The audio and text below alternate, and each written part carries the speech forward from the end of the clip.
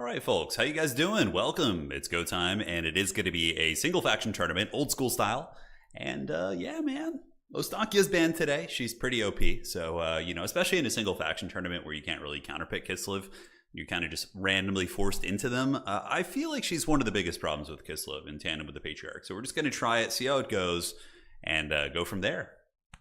So we're going to be casting 4 rounds of games today, and then we have the semifinals and the grand finals. And a lot of fun stuff coming up for you guys. A lot of fun stuff here in the next couple weeks. Very hyped for that. Yeah, Ogres can totally be played as well. I think the nerfs that they got in the recent patch were probably enough. All right, so let's go find a lobby. Looks like they're all getting set up here. Let's see what matches we want to cast. So going to be looking at the players and the brackets and whatnot. All right, we definitely have some good ones. Thank you, darling. Appreciate it. Dziękuję bardzo. Okay, so what are some even matchups we have in the first round? Okay, that could work too. We could do Hitman Hippo versus Buy the Dip. That seems like it could be a fun one. So let's find this and see what they're playing. We're just going to kind of bounce around to various lobbies until we see what people are playing. So, all right, let's go check this lobby out. See what's going on here, man.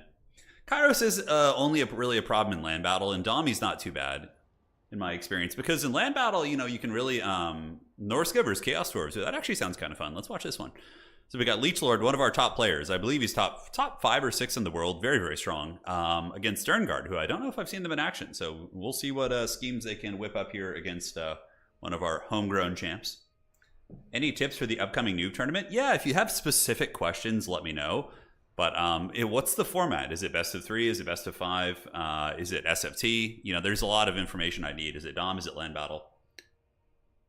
I love this game, and I hope they can bring. Oh, they will. I think. I mean, yeah. There's obviously been a fair amount of issues with the price increases and other stuff like that. But something I'm going to be trying to advocate for is not many people play multiplayer in this game. It's an extremely small percentage, right? So something I want to try and pitch to CA is to see, I mean, this is a long shot, but what if they made all the factions and DLCs playable for free in multiplayer, right?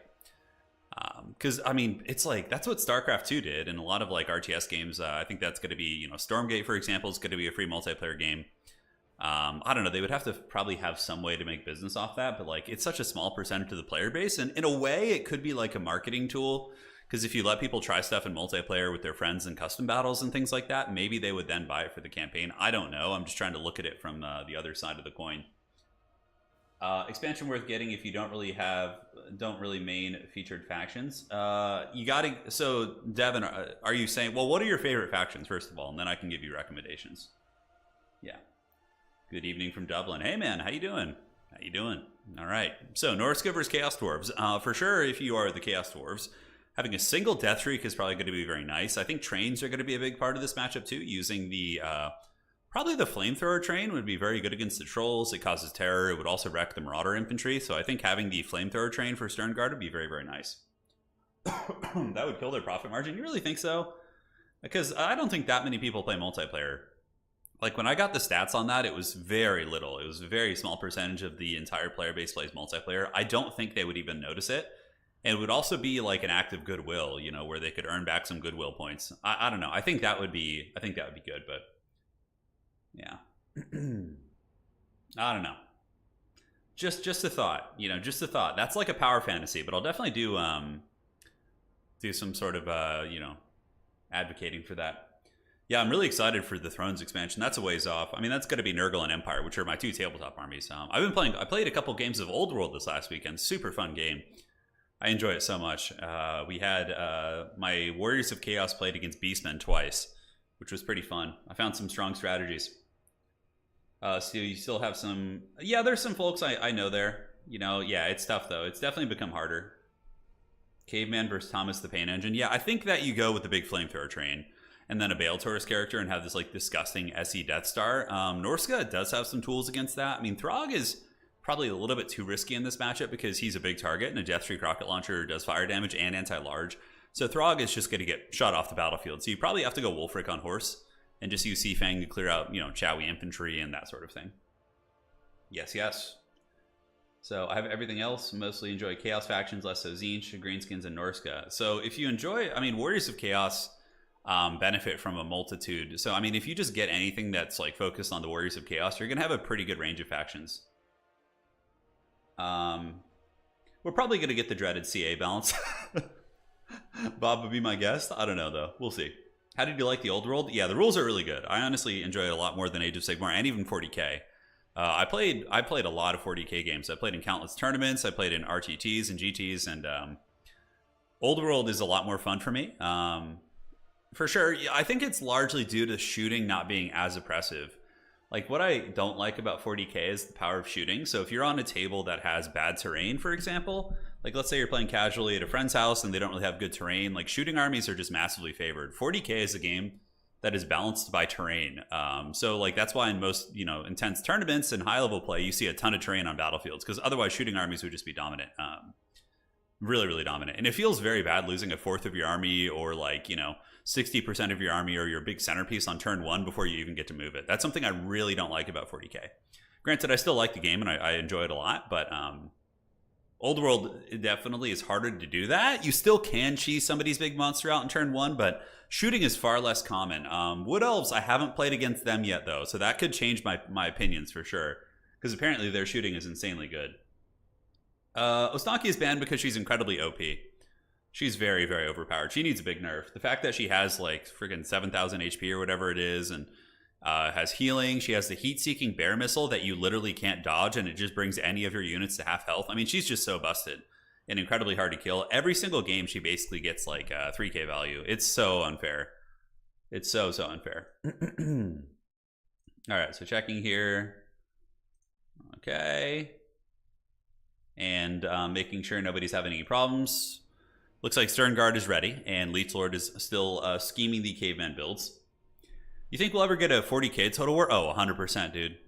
100%. Why? I mean, Total War Warhammer, for all of its faults, has been an incredibly successful game, and I think it's Total War Warhammer, in my opinion, is the reason that Warhammer Fantasy came back. I think that they saw that the IP can do very well, and it's very strong, especially when supported properly. And I think that's why we got the Old World back. And I think that 40K would just be such a massive, massive thing. And I expect that to happen before 2030. I think by 2026, 2027, we're going to be having Total War Warhammer 40K. That's my opinion. Have you ever tried one-page rule? It tries to fix shooting and alter. No, I haven't. I haven't tried that, Nathan. I haven't tried it. Are ogres? Yeah, ogres are fine for tournaments now. They got nerfed adequately well. They still have that bug where they can't be knocked over or staggered, but they got nerfed enough that it kind of balanced it out. I played a couple of ogre games. They're still very strong, but they're not as oppressive as they once were. Yeah. Shredded some Warriors of Chaos with my Hellblaster volley guns are actually very good. Yeah, in tabletop they're amazing. They're probably one of the best war machines in the game. Straight up in Old World, they're very good. Especially if you put so that's something we don't have in this game, right? We don't have a Master Engineer or an Empire Engineer. Whereas in tabletop, the Empire can bring an engineer character. You put him next to the artillery, and in tabletop, he prevents it from misfiring, which is really big. But in this game, it'd probably just be an accuracy increase. Probably not very good, but you can give him a Hochland long rifle, things like that. All right, man. Let's get it. So here we are in our first tournament match of the day. It is going to be the Chowizar, the Chaos Dwarves. Actually going with a very different build than I expected, but certainly something that is not unwelcome. It's going to be Chaos Dwarf Warriors. We have the Blazing Beards of Asherik and Infernal Ironsworn. Infernal Ironsworn are pretty good in this matchup. Very tanky. They'll beat pretty much all the Norskin infantry in combat, including Marauder Champions, and they have blasting charges. Granted, Marauder Champs will trade okay, but I do like that. If used correctly, these triple blasting charges, you'll notice he's got 1, 2, and 3. Oops, wrong button here. So we do have the Infernal Ironsworn, which are awesome. We got 1, 2, and then the Blazing Beards of Asherik there. So all those bad boys do have the blasting charges. A couple units of Hobgoblin Archers. These guys did get a cost reduction in the recent patch, so certainly a little bit better. And they do fire damage. So if they're shooting Frost Trolls or any of those regenerating things that Norsca does have, it's not bad. Up in the sky, the hard carry is probably going to be a Burning Headcaster. Yep, that's going to be it. So I like Sternguard's army. I think it's good. I think it's a safer army than an SE train spam build. And yeah, this guy is just so good. So Burning Head has always been very good against Norsca's Unga Bunga. And he gets forward and can certainly goon any of the characters. So that is that. Now looking at the Norscan army of Leech Lord, certainly not going to be taking any prisoners here. He does have the Marauder Horsemen and Throwing Axes, which again, Chowi are fairly armored. And these guys can follow around a Chaos Dwarf train or monster and just get some decent AP on it. And the rest of the army is going to be Marauders. Marauders, yeah, very chaff-centric. Not too many elite units, but the Marauders with great weapons will uptrade into Chowi infantry. if they can avoid the blasting charges. That's really going to be the big thing here. So on top of that, we do have the Shaman Sorcerer Medal, and it's going to be Wulfric to wrap things up. So Wulfric is probably the safest pick that you can bring. He's got 100 armor. He's fairly mobile. Seafang is very, very good. Now, here's another example. Why would Mother Ostankya have, well, I guess she's on a big chariot, but like Wulfric is like literally known to be one of the scarier duelists in the old world, and he's only rocking 5k on a horse. Yes, yes. I think the Goblin Archers got a price reduction. I'm pretty sure they did in one of the most recent patches. So Javelins in the back, more Marauder Horsemen being called in with the intent of chasing down the Sorcerer Prophet of Fire, who's going to be waddling back towards his lines right now. The rest of the Chowie Legion is going to be marching forward, so Hashed's Chosen certainly getting ready to party with their pointy hats and looking extra evil and extra on fire here today. Objective's going to be opening up here very, very quickly, so we see 57, 56 seconds left. I think that'd be a cool change for Dom 2 to have the objectives open up a little bit quicker, maybe just like a minute earlier, or even instantly. I wouldn't care too much, honestly. I think it'd be kind of cool to see the two factions kind of rushing for those bad boys. Yeah, Wulfric could use some AP. That's kind of what they do to a lot of duelist characters who just suck. They're like, slap AP on that bad boy, and then suddenly they're like, you know, formidable, right? So Marauder Horsemen wasting a little bit of ammo on Noblars, or Goblin Laborers. They do manage to pick off 3 models here, and they're going to be sitting back. Chaos Dwarfs going to be very comfortable just hunkering down on these 2 objectives, and I think they're going to need to call in something to sweep the pressure. So Norska does have an army that could potentially envelop them and surround them, so maybe calling in like a single train at this point. Yes! That's my boy. Sterngard knows what he's doing, man. Look at this. So we get the Demon's Tongue coming out. This thing is amazing. It's my favorite SE that the Chaos Dwarfs have. It has a flamethrower on the front, which discourages leadership on top of causing terror. That is so powerful. And this thing can definitely turn the tide of the game. However, there are a lot of Javelins. We got Marauder Hunter Javelins here. We do also have a couple units of Marauder Horse and Throwing Axes. So Norska has plenty of tools to throw at them and get the job done. All right, all right. It is time. It is time, ladies and gentlemen. So the Hobgoblin Archer is going to be scooting up and trying to screen out the Marauder Horseman, which is going to be a good inclusion. I would imagine Norska is going to be using a Seafang, so it kind of looks like there's a pretty good opportunity here. You almost see a direct line on the 2 Archer units, and Wulfric's probably just sitting there with a full erection, just waiting to cast that down that line. But they don't quite line up, so it looks like Wulfric is going to be pulling back. Now, if you are the forces of the Chowie, you really need to keep those Archers online, because otherwise you're going to be at the mercy of the Throwing Axes and the Javelins and things like that. These Hobgoblin Archers are one of the main tools you have for screening out the mobility and the throwing weapons that Norska does have. So frontline fight is soon to be underway. Wulfric Seafang, oh my god, it's so good. Those Hobgoblin Archers get absolutely shreked, and then there's going to be a Searing Doom coming down on the Blazing Beards of Basharik. So Norska opening up with a pretty big bang here. Negative 4 leadership on the Hobgoblins. They're going to be running for the hills, and now the envelopment is on its way as Wolf Riders have been called in, which is a great call. Wolf Riders are a pretty solid counter against these. Granted, one of them is the Beast of Tashnar, so the Beast of Tashnar plus the other Doggos might be able to win this fight, depending on how they get the charge, and we'll come back to that in just a moment. Blasting Charge is going down. Burning Head, that was a respectable cast. Ooh, that was actually very good. It does hit a lot of those units and kind of segues into the next Marauder unit, so very, very nice. On the other side, we do see the Hobgoblins get wrecked really hard 2v1. So like we talked about the numbers on these Doggos, there was just 2 full units of them, including the Beast of Tashnar, which are an anti-large unit. So they're able to do pretty well. They do break the Hobgoblins, but at the end of the day, that's probably a decent trade for the Chaos Dwarves, like a 1-to-1 trade with the Hounds.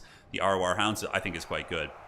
Blasting Charge is coming down from the Chowie Tsar. You see the last couple errant grenades on their way out. And now the Flamethrower trade is out, baby, and it's going to be roasting these Marauders as they try and make their way in. Absolutely brutal destruction from the Chaos Dwarves here. And look at that unit. That Marauder unit getting eviscerated as they move in. Just nasty, nasty business. So you could probably use the Sorcerer Prophet to go after Wulfric. I think that's going to be your play. On the objective here, the Chaos Dwarves do have 2 points, and we do see the Blazing Beards, no Infernal Ironsworn holding it down. He attempted to breath attack Wulfric, but doesn't quite make contact. And the Demon's Tongue is now moving into the Spear units. It gets a terror out on those Marauder Spears. Just nasty, nasty pressure on the side as the Demon's Tongue is going to continue moving through the lines. Now, up in the sky here, we do see old Sorcerer Prophet getting a rear charge. Could get a terror out on these Marauders. They're certainly not immune to psychology by any stretch of the imagination. And the Chowie are going to be calling in Hobgoblin Sneaky Gits, so going to be calling in some old Prison Shanks out of reserve to just make sure they don't lose out on the objective. And Searing Doom from the not Warriors of Chaos, but from the Norskins, a good call, very good against the armor. And Norska's trying to pull the Chowie back a little bit. You can see they're retreating. Some of their missiles are being forced back. Interesting choice of Skinwolves in this situation. Oh no, and the Skinwolves have engaged against the Blazing Beards of Basharik. And Skinwolves are weak to fire damage, so the Blazing Beards are going to be doing extra damage to them. And the Skinwolves, the premier condom brand of the old world, gonna be going down here for sure. You can see 18 of 24 models, a lot of HP damage being taken, And so far, it's pretty even in terms of trading. It looks like Sterngard is a little bit ahead in this situation. Wulfric is able to get a nice break here against those Hobgoblin Archers, and he needs to find a way to ninja the point, which he's probably just going to move over here and ninja this from these guys. We'll have to see. Other Searing Doom going down in the Blazing Beards, but not before they wreck those Skin Wolves pretty badly. Here we get Chaos Dwarf Warriors against Marauders, the Javelins actually, so not bad at all. And the third point is now being pressured by the Chowie. So we do see the, are these Hound units? Those are Hobgoblin Spear Riders. And Sneaky Gits making their way back to the middle objective to make sure that one doesn't get flipped. And man, oh man, this Demon's Tongue is just extremely brutal. It's just roasting all these Norskins back here. If it just gets surrounded and attacked by a Manticore, it could be a little bit problematic for that bad boy. Marauder Horsemen Throwing Axes are doing the correct thing. They're following the big SE and trying to drag it down, but they really haven't been able to connect super well. Bellator's character is still in good shape, and the Chaos Dwarves definitely need to reinforce this objective. It kind of looks like Norska might go for that one. They do have a couple infantry units who could maybe come over here and bolster that one down, but really, yeah, they got a firm grasp on the middle with two decent units there fighting, and the elite Chowie infantry still seem to be pretty healthy. The only one that's beat up here is the Blazing Beards of Basharik, and also, yeah, they're just like screening out these Marauder Horsemen. And a big problem here for the Unga Bunga of Norska is the fact that their leadership is very, not leadership, but their ammunition's running pretty low on a lot of these axes. We're probably about to see a Burning Head going down. I thought it might be here, but it looks like he's going to be using it on the Spear unit, which isn't terrible. You know, getting rid of the infantry and the capture weight is always a good call. But I think using it on those Marauder Horsemen there could have been a little bit more devastating. Now, where is that Sorcerer Prophet going? Okay, he's going to go for the kill on the Metalcaster. So he flies down on blazing wings, and the adorable Bull Beast is going to be trying to catch that Sorcerer, but it looks like he decides to change his mind. The Beast has its own tendencies, and it does go after the Marauders here, and they are going to be in full flight here in this old situation. So Chowie seem to be holding on to the game pretty well. They do have double the points of their opponent, just about. It's a 2-to-1 capture pretty much the entire game, so you can see they're going to be having double the score right now. Throwing Axes and Javelins, working on that Chowie Sorcerer Prophet, but he's anchoring in there like an absolute raid boss. And the Infernal Ironsworn moving up with the Flamethrower Train moving in, and wow, that actually did some respectable damage even against the Manticore, and lowers its leadership as well. So the Manticore does try and block up these Infernal Ironsworn for the Searing Doom, but it ends up bonking him on the head a little bit more, and then he just routs. And the Infernal Ironsworn and the Flamethrower Train, look at the Flamethrowers getting in. It's such a good SE. I think it's the best train that the Chowie have. On the backside, we do see the Sorcerer Prophet going for the kill on the Metalcaster, so trying to get rid of the magic from the equation here. Middle objective could be flipped, though. The Chowie have overextended pretty hard into the lands of the Norskins, so Norska might be able to kind of start pulling an advantage back. The value is close enough that it's not over, that's for sure. But if the middle objective just kind of flips like this, that's going to be feeling pretty bad. We see some Hobgoblins moving back here, a couple of the elite infantry are moving up to screen things out, and the Flamethrower Train is just continuing to devastate the backfield. Let's see, I bet its value is about 1,000 right now. Yeah, 1,100, 1,200. I mean, it does cost almost 2,000 gold, so it's not like it's paid for itself yet. But man, look how good it is at just routing off infantry. Like, every one of these infantry units that's coming out here from the Unga Bunga is just getting wrecked so hard by the Chowie Train. It is nasty. But a little bit of a blunder here, potentially. Losing this objective, certainly not something the Chaos Dwarves had in mind. We do have some Infernal Guard Fireglaves on the way, which I do like that. They're a cool unit. They do, of course, do fire damage on their attacks, so they can do some big pounding damage against a lot of the big monsters. And they're going to be lining up their blunderbusses, and here they come. Big shots from downtown, and nails Wulfric for about 10-15% of his HP. But the middle objective is going to be flipping here. We do see the Sneaky Gits on their way, but probably not going to be making it in time. And I definitely think you need to get the guns lined up and have them start shooting against that Feral Manticore. That thing's going to be the biggest problem. And the side objective here, going to be pushed by the Chowie as well. We do have Sneaky Gits and Wolf Riders who are going to be heading to Objective 1. Meanwhile, Norska is still struggling to deal with the backfield pressure. The Infernal Ironsworn just all over them right now. And two of them very, very healthy. Norska has not really been able to get reinforcements up to the front line. And Hunter of Champions going down on the Sorcerer Prophet from Wulfric, which is going to make him a little bit harder to hunt down. Those Fireglaves just doing great work, too. They're just sitting downtown, probably gotten 300 value so far, yeah, almost 500. And they're just putting a lot of hurt into Wulfric. But Wulfric will get absolutely smashed by this Bellator's character. The Bellator Sorcerer is no joke. Wulfric is very, very low on HP. And it looks like Sterngard is starting to run away with this game as Wulfric does get beaten down here by the ferocious forces of the Chowie. I think he needed some of the Frost Trolls, even though they're a little bit vulnerable to some of the fire. Like, he didn't have any answers for the elite Chowie infantry. You'll notice that the Chowie infantry are just like still rampaging, and they're almost full health. Like, Norska's answers against them is very, very minuscule. He brought Javelins, which don't have armor piercing. Marauder Horse and Throwing Axes do have decent AP, but aside from that, he didn't have any answers for them. It was just tough. So side objective should be flipping here.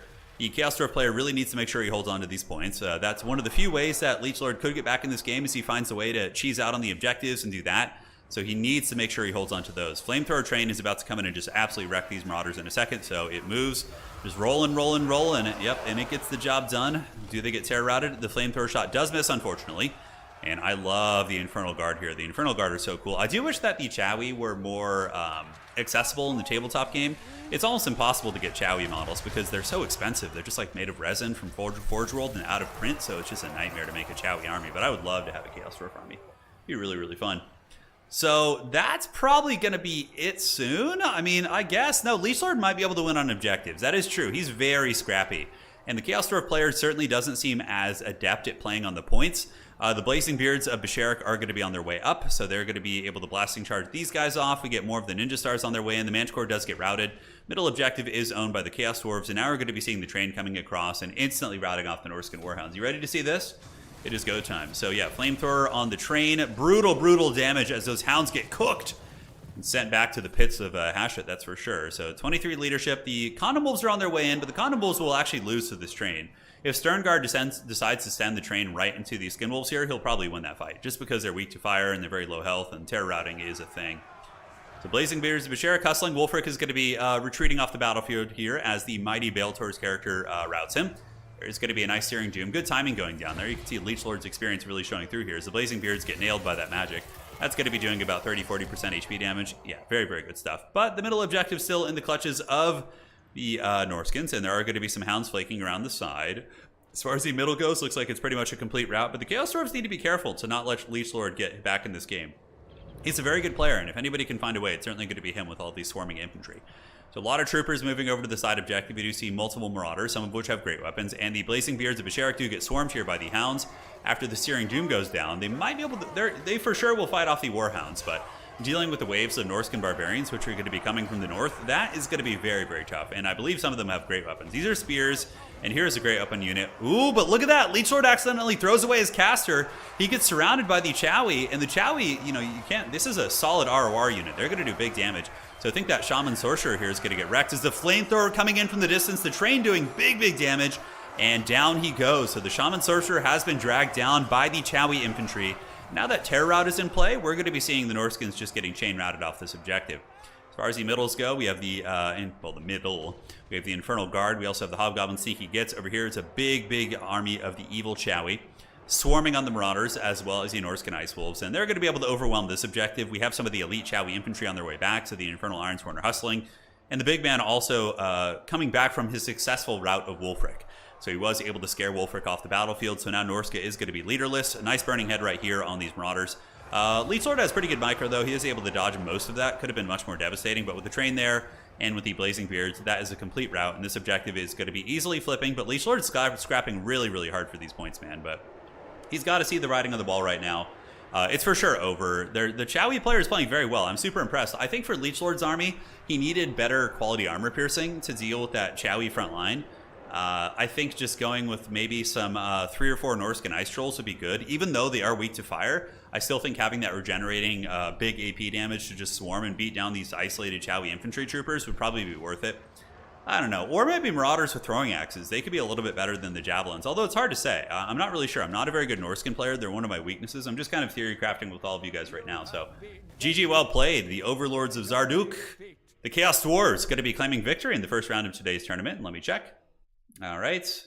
And we are looking here. So, first round is underway. All right. And refreshing. That was a good, long, solid scrap. Yeah, I don't know how you would take that on with Norska, to be honest. I'm really not sure. So still a fair amount of games to be wrapping up here. Let's go to the... oh, I forgot to check the value. I'm sorry.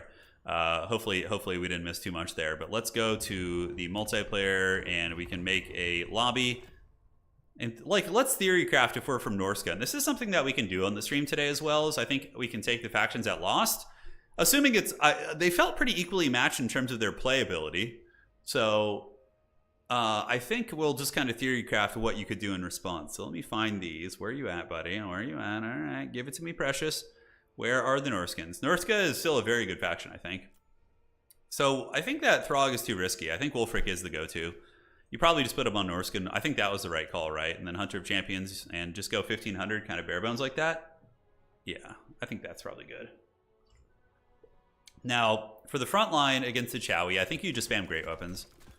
It's got to be that. You can bring 2 screening marauders just to put in front to absorb skirmishers and things like that. Then maybe, I mean, Famir in theory should be good here. What about Famir? I mean, they're very expensive though. That's the only problem. Like trolls hit harder, they regenerate. Famir have 8,000 against. Yeah, I don't know. Famir like are built to be good against Chowie. They have missile resist, they have heavy armor, bonus versus infantry, magic damage can be relevant, and armor sundering too. What about a Famir build, guys? Like, what about a triple Famir? Is this too crazy? Are you going to play Storm? Yeah, I would play Authenticity if he wants to, for sure. I'm not playing Stormgate today, but I would be happy to play. So from here, I liked his caster too. So I think metal is good. Searing Doom Spam is very strong, so you could just do that, cut metal shifting, put him on a horse, and call it a day. Hey Storm, thank you.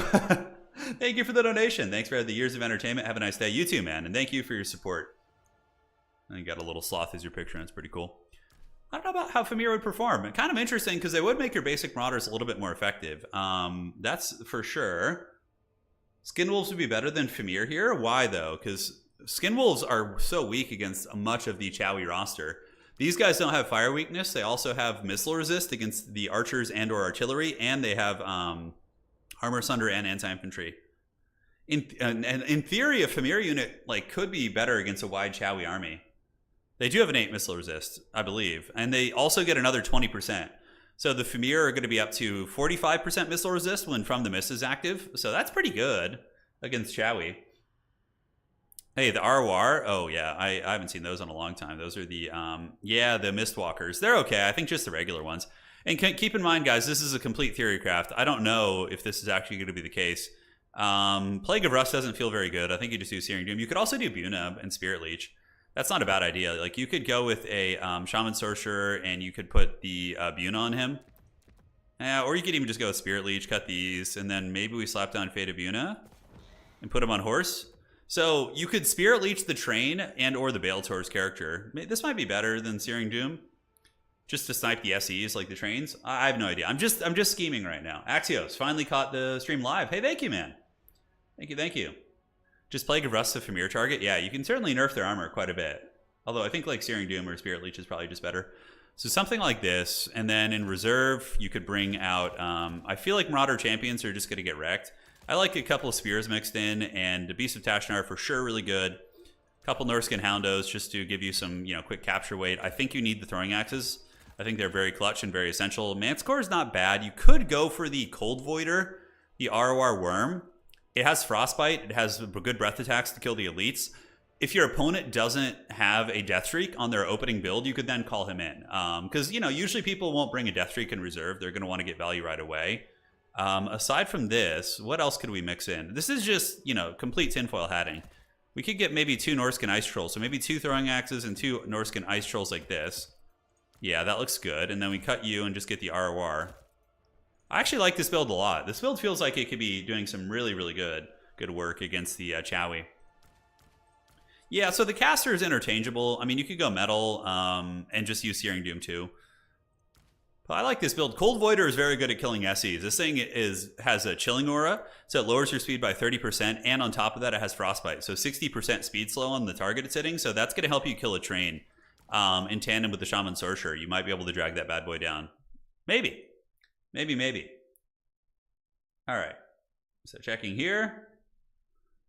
Let's check this out. And we're just about done. It looks like there's 3 rounds to finish. So going over to the Total Tavern website. Still going strong, baby. We got a lot of matches wrapping up here. And then 3 more to go. So Ulrich and Vienamai, Exil and Shakri here, and Jan and Pink have yet to duel it out. All right. So let me just update the points here and do this and refresh that. Yeah, it's fun, man. We're still going strong. I know we've been playing a lot of other games, but for all of you Total Warriors out there, don't worry. We're going to be, we'll always be covering Total War multiplayer as long as there's, assuming their next major title has some decent multiplayer after they stop supporting this one, we'll for sure be covering it. So I hope so. I think if we get Total War Warhammer 40K, I think it'll have some good multiplayer. I hope it will have good multiplayer is more the correct statement. And I'll do everything I can to make sure of that for sure. The Frostdrake is good. The Cold Voider is not, he's been used in a lot of matchups. He's not an uncommon pick by any stretch of the imagination. All right, so refreshing here. Should be approaching the last round here. You wrote up any Empire list for the old world? Yeah. So here's a little. We'll have a little fun with this while we wait. All right. So here are some lists that I've been working on so far. So this website is really nice. It's called Old World Builder with dashes in between, and this is like where you build your Warhammer the Old World armies, right? So this is my Empire army that I've had some pretty good success with. It's pretty decent. I have several renditions of it, and this is my Nurgle Chaos Lord army. This is the one I used the other day that was very, very strong. So in this army, I have a Chaos Lord, a Sorcerer Lord, and an Aspiring Champion. The Aspiring Champion is there to hold the banner for your army, right? The Battle Standard Bearer. The Chaos Lord is a raid boss. Everything is Mark of Nurgle. He has the Ogre Blade and the Paymaster's Coin and the Enchanting Aura. So the Ogre Blade lets him hit super hard and do multiple wounds. So anytime he's dueling another character, it's super busted, right? Paymaster's Coin is a once per game activated item on the Chaos Lord that allows you to reroll all of your hits. All of your hits. So when you're dueling a really important duel, you pop that. And then you have the Enchanting Aura. So the reason why this Chaos Lord is such a Terminator is because he pretty much has the capability of one-shotting monsters. Like, I played 2 matches against Beastmen, and he one-shot my opponent's Jabberslythe both times, and he also killed the enemy Beast Lord in one go. He is an absolute monster. So, absolute monster. And what makes him extremely broken against other characters is the Enchanting Aura. So the Enchanting Aura makes all of your opponents basically fight last. So if he's fighting like a really fast character that would normally hit him before he gets the hit back, he doesn't. He will hit them first. So this Chaos Lord is just is disgustingly strong. The Sorcerer Lord, he's a level 4 wizard. And I run Lore Familiar, which lets him pick his spells. And then I use Armor of the Damned on him. Armor of the Damned is a Chaos unique item. It makes it so that when somebody swings at your Sorcerer Lord, he is going to they have to reroll every successful hit they do. It's brutal. So the Chaos Sorcerer Lords are raid bosses. And it also counts as full armor. So him and the Chaos Lord move together in a big unit of Chaos Warriors. Aspiring Champion, he carries the banner. So the banner has Dark Majesty. So this makes it so when a nearby unit has to take a terror check, they take another -1 to their leadership. And then on my Chaos Warrior unit, I haven't updated it yet, but he runs the Doom Totem. So the Doom Totem is really good. It essentially makes it so they have to take -1 leadership. So anytime you do a leadership check for a terror route, they're -2 against this army. It's a brutal combo. So yeah, you would go down here and where is this? So you would go to Magical Standards, and it is I had it backwards. Is the Doom Totem here? Yeah, it was supposed to be here, Magical Standards and Doom Totem, yeah. So you got the Doom Totem, and then this is my older list. I didn't update it for 2,000 points, but it's a 2,000 point list essentially. But the combo is Dark Majesty plus the Doom Totem. It's really, really strong. So then we have 2 Chaos Marauder units and 1 Chaos Warrior, a brick of 15 Nurgle Warriors.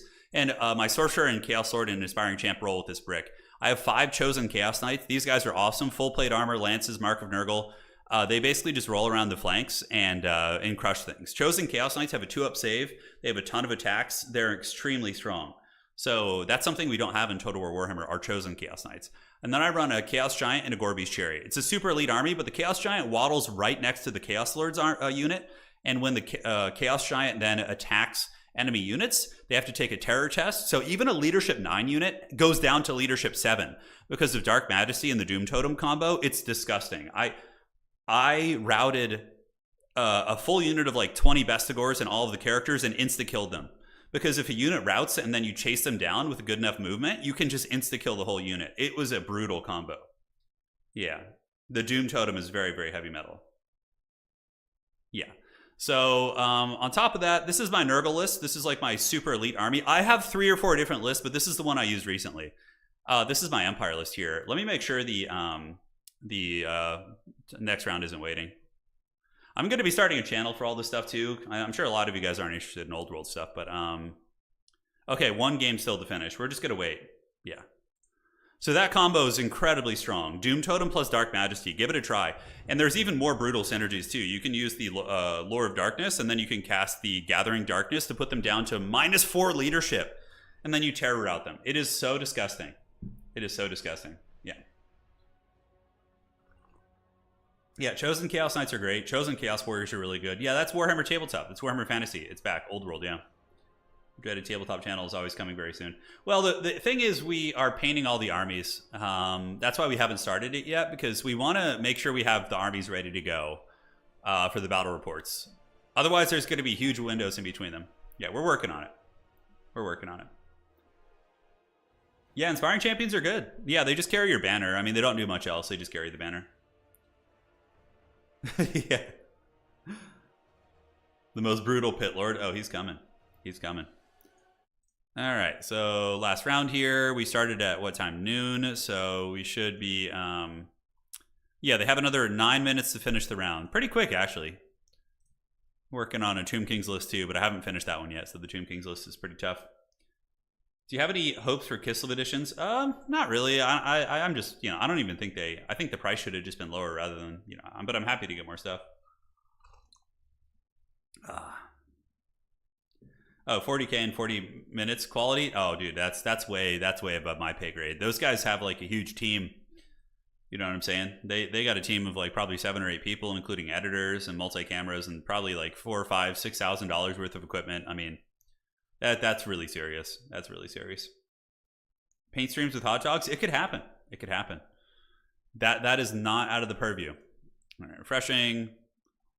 Let's see how we're looking, and let's see who's won our first round games. By the way, we're going to take a look. We have Ulrich, Akeen, Martin, Hitman Hippo, Exel, Sterngard, and Alls, and Zyro as well. Fish.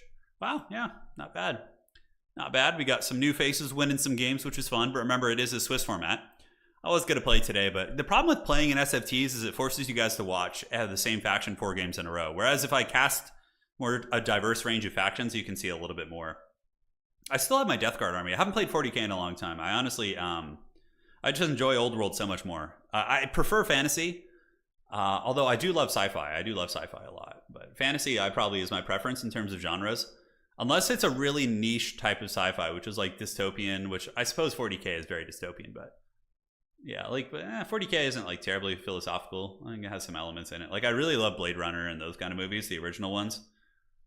I remember that at the end of the original Blade Runner, they have that whole bit with like the androids talking about how all of his thoughts and memories and experiences are gonna fade like tears in rain, and then he dies after saving the main character. It's like, man, like things like that. I love that kind of deep philosophical sci-fi that has good action, but also has like really interesting messages.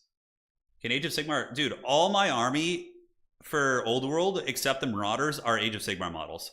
They're the Slaves to Darkness models. They fit perfectly fine on the bases. You just have to sometimes trim their cloaks. And I use Putrid Blight Kings also as my warriors. They fit very well on 30mm bases. So yeah. Where are the High Elves? High Elves are apparently pretty good as well in Tabletop. I haven't played them yet. I've only played against Beastmen really, because that's what my buddy plays. But I just met a play group of people who seemed really, really nice. And we're going to be getting some reps in there. All right, so the round is finished, and let's go ahead and advance the Swiss to the next round. And here we go. All right. Let's party, man. Hey, Gunhound, how's it going? Yes, I do. Okay, so round 2 is live. Good luck, have fun, everybody. Get those matches going. And, all right, round 2 is live. And I need to just update the score for this gentleman here. So let's do that. And get this. Outstanding. All right, so round 2 is live, and we're going to go and cast some more matches, of course. And then in between, we can talk about Old World a little bit. Hope you're doing well, Gunhound. I know your birthday's coming up soon, dude. We gotta get you something. Yeah, Ghost in a Shell is yeah, I've seen the original one, I think. The animated one. I don't really care for anime much, but that one wasn't. Oh, yeah, it's kind of similar to that, for sure. Our Wood Elves are extremely good in Tabletop. They're extremely good from what I've seen. Their shooting is insane. And shooting in the Old World is generally not like super impressive, but when you get on Wood Elves, it can be. So there's certain like Wood Elf armies that I think are going to be extremely destructive. Yeah. So you can play Old World with round bases if you use an adapter. So you would need to get a movement tray adapter. Otherwise, playing isn't really going to be very good because the base size is pretty important. So you would do Warhammer round to square base movement tray. So let me show you. You would do something like this, bud. And honestly, it's pretty easy to do. So you would just buy one of these. like, you know, one of these MDF movement trays, you put your round bases and you determine what size you need and just order them. You can get them super cheap on a multitude of websites. So you could totally use one of these. And yeah, it would be fine. The only problem would be your monsters. Like if you're using a big monster on a round base, you might need to get some sort of an adapter for that. But it's all very doable. It's all very doable.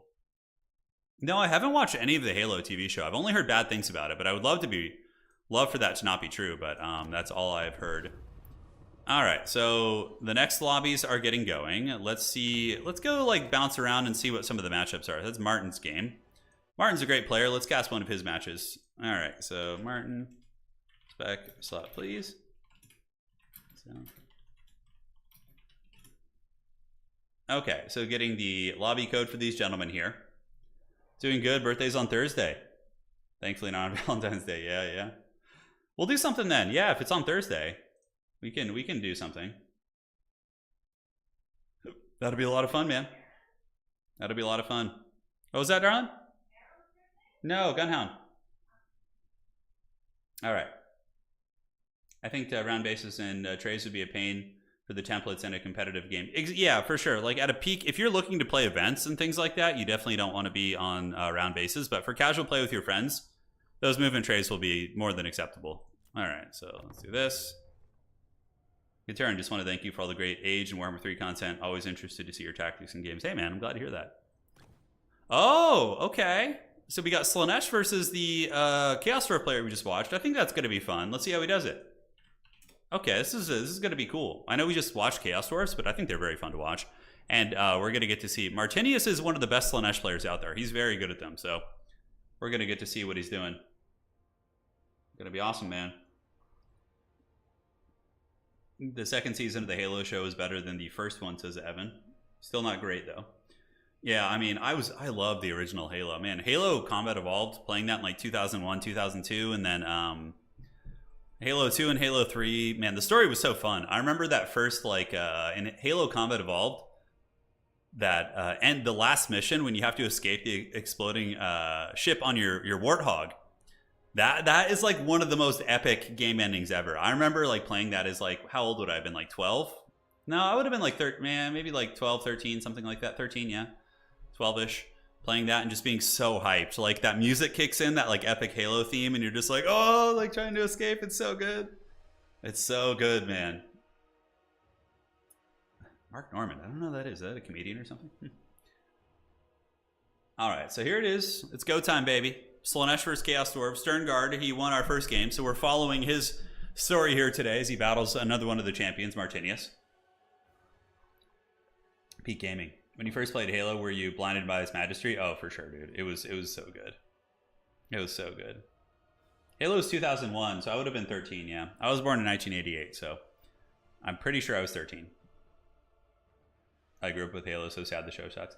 Yeah, why couldn't they have just done like a Mandalorian thing, right? Like just have him never take off his helmet, have him be, you know, more of that type of a stoic character. I feel like they definitely changed the Master Chief's kind of ambience, I suppose would be the correct word. But I've only watched like bits and pieces and clips and things like that, so I don't really know what actually like happens throughout the seasons.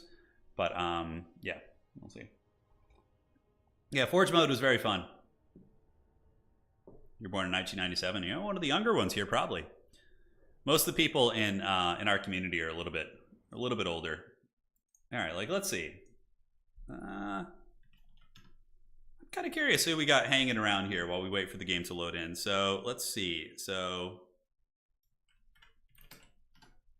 Let's see.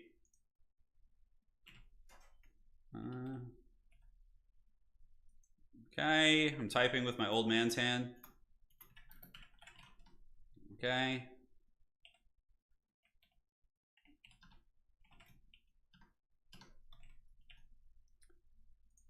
Let's see what we got, baby. I'm curious. All right. I suspect it's going to be mostly 30 plus. Maybe 19 to 29 as well, in that ballpark. Yeah, that would be my guess. Yeah, this looks about right, because when I look at my demographics on the back end of the channel, it's usually 26 to like 37 is the most common demographic. So yeah, we're all in that. 1984, hell yeah, man. 2002, nice, man. That was a good year. I remember 2002. That was I was in 8th grade. I was listening to Limp Bizkit at school with my friends. Yeah, that looks about right. That looks about right. Cool, man. You're my age, yeah. It's a good age to be. Early 2000s were pretty wild, man. It was a good time to grow up. Like late 90s, early 2000s. I mean, mostly the 90s is when I did most of my growing up, but it was early 2000s was a lot of fun too. Chicks take great hair. Yes, my wife does, I'm sure. All right. So, ladies and gentlemen, it is going to be the forces of Slaanesh with an exalted keeper of secrets. Look at this. I'm not sure if he's a guy, but he's coming in. He's got anti-large and armor piercing, and is going to be an excellent, killer of SEs. So if he's going to be hunting down like the trains back here, the Skullcrackers, Astrogoth might be a bit of a problem for this character, because Astrogoth does do magic damage and hits pretty hard. But even still, keeper of secrets are insanely good duelists. Lash as well as Seductive Glory. So you're going to be trying to rampage targets and go after them. The rest of the army is going to be Hell Scourges. Hell Scourges are probably arguably one of the best units in the game. These guys, they got their whips out, they're ready to party, and kind of looks like they have mullets when you look at them like from behind their helmets. But yeah, these are the best infantry units in the game. One of the best, at least heavy infantry units. They got physical resist, they're immune to psychology. In Tabletop, Slaanesh is not immune to psychology, but they do get, they're immune to panic tests, and they're also, they get more initiative, which is pretty cool as well. But yeah, that's going to be the Slaanesh Horde, mostly infantry focused with a big scary monster. And then we do have Chaos Knights. Oh yeah, man. A man after my own heart. Oh yeah, the Chaos Knights of Slaanesh are awesome. They have the devastating flanker, so if they hit you from behind, that's what she said. They can get some good work in. Canned Beans, thanks for becoming a channel member. Now looking at the hordes of the Chowie. It's going to be a pretty similar build. Blazing Beards of Basharak and Goblin Laborers going to head over to Objective 1. The middle objective is going to be pushed by a very elite core of Chaos Dwarf Infantry. So we have 2 units of Infernal Ironsworn on their way out. Going to be doing battle with the Hellscourge Warriors. And their blasting charges will be good for clearing out Marauders and whatnot. And on the far side of the bushes, we have Double Skullcracker. Oh, this is interesting. So is he going to be flanking through the woods with the Skullcrackers and looking to snake that back objective? Wouldn't it be cool if they actually like chop down the trees with those blades? That would be interesting if you could destroy trees in this game, like destroy terrain. Like you could target the towers with cannons to knock them down and create line of sight. That would definitely make land battle probably a little bit better with forest camping and things like that. What an awesome thumbnail. Yeah, I thought somebody might play some ogres today, so we slapped Greasus in there. He's always welcome. Full plate and whips. Interestingly enough, basic Chaos Warriors in Tabletop, they can't actually use full plate, but the chosen Chaos Warriors can.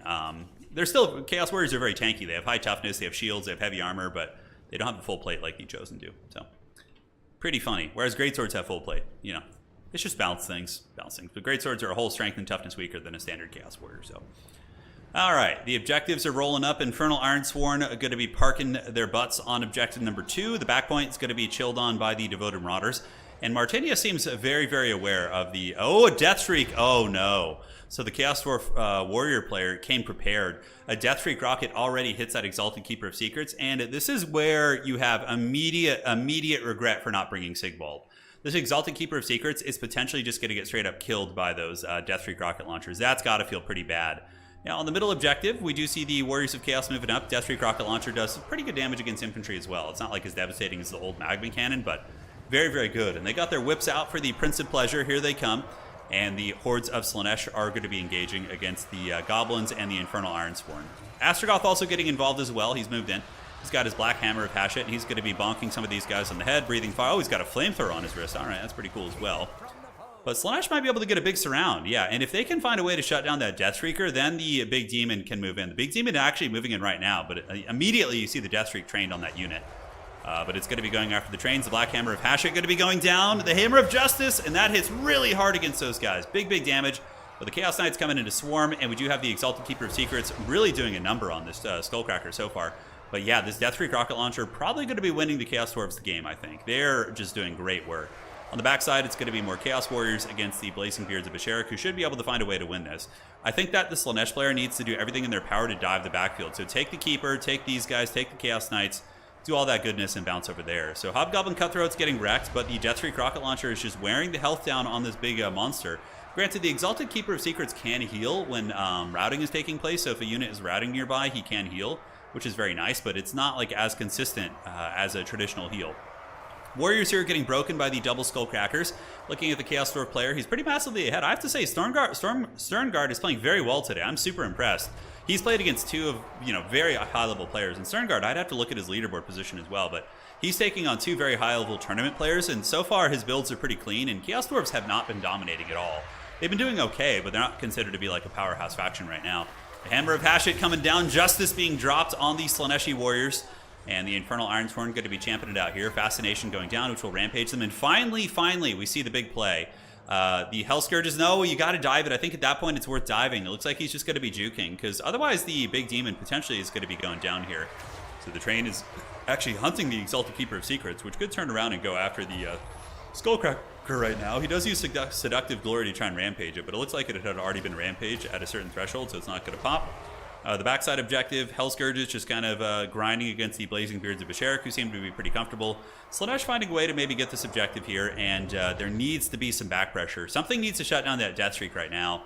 The amount of value it's getting here is just super, super nasty. The Hammer of Injustice, yeah, that's more the case. For sure, it's a more apt description.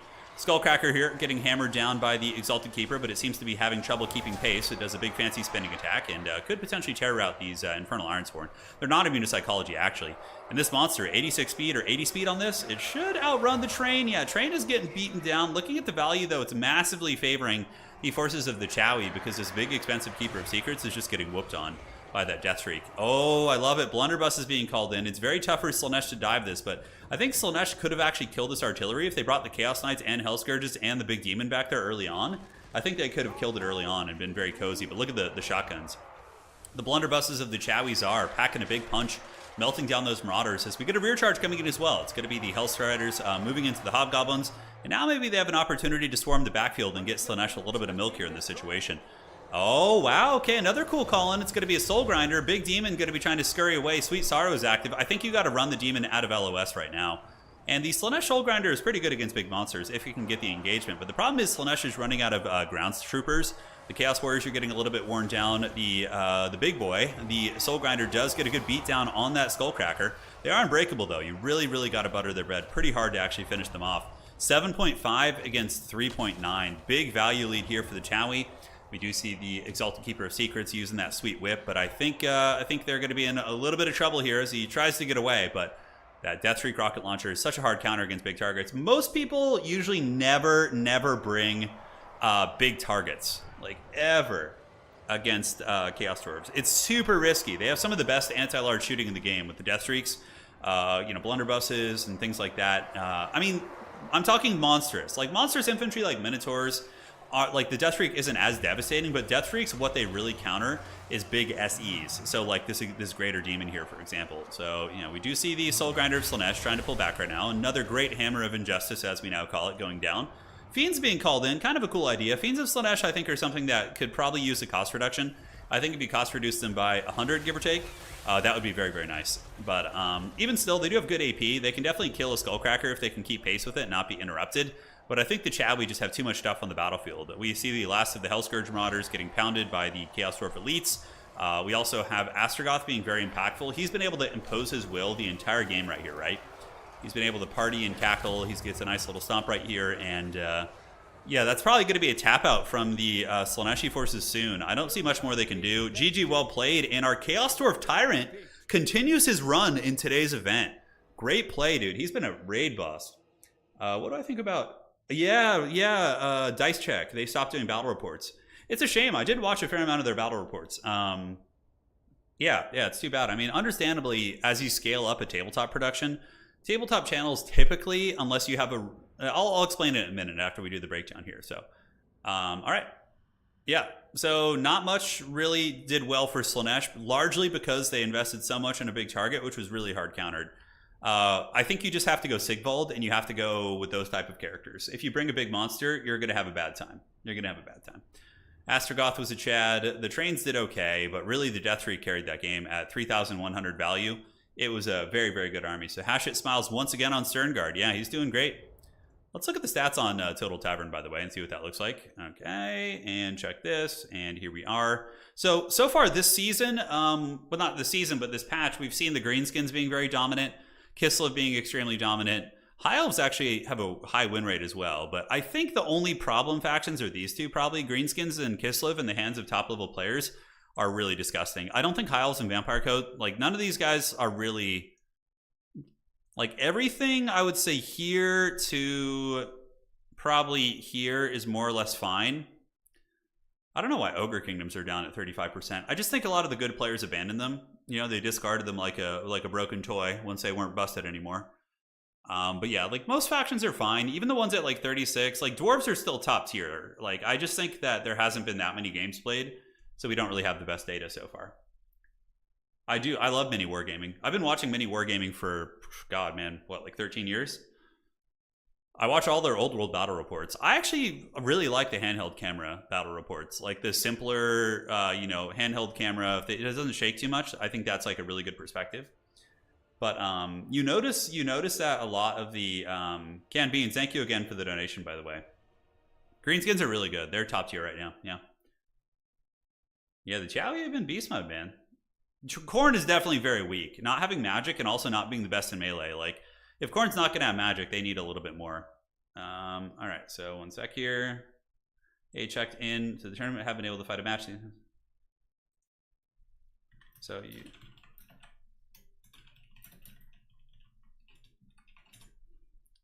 Okay. Checking this out.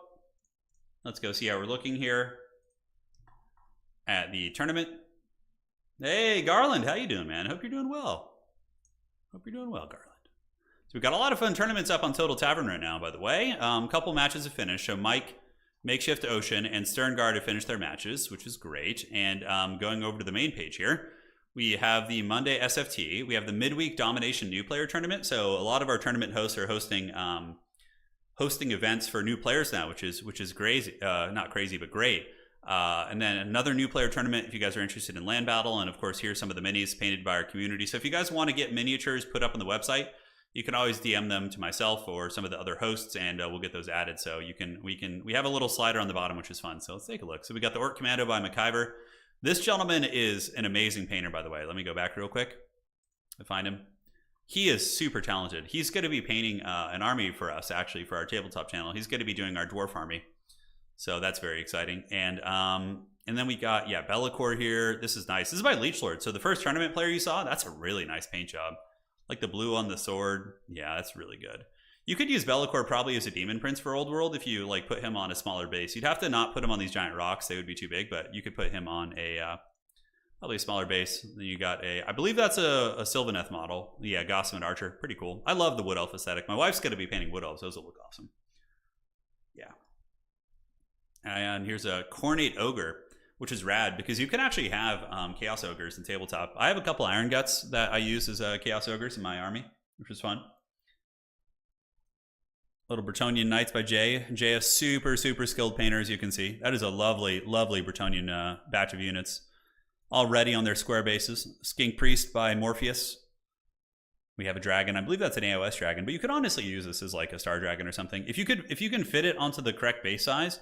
I really like these patterns on the wings. Kind of remind me of like going to roller rinks in the early 90s and mid 90s. You know, that kind of art you would see there. Like laser tag arenas and all sorts of different stuff like that. I've never played Gloomhaven. My wife has, I think. I think she likes that game. Yes. Yeah, some Chad Chaos Knights by Ashiraya, who I believe is playing today. That's like the classic Chaos color scheme, like black and gold.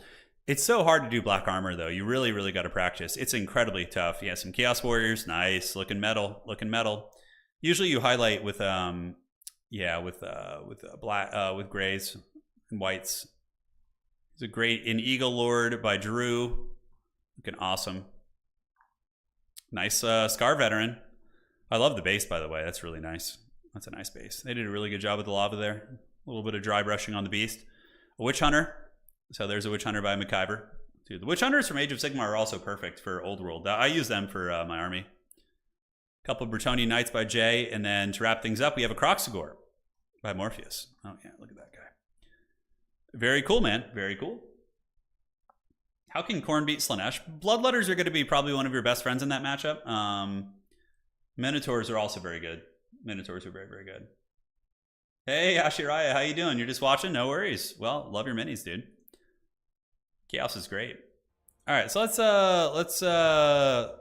theory craft a little bit. Somebody in chat asked about how we could do Khorne versus Slaanesh.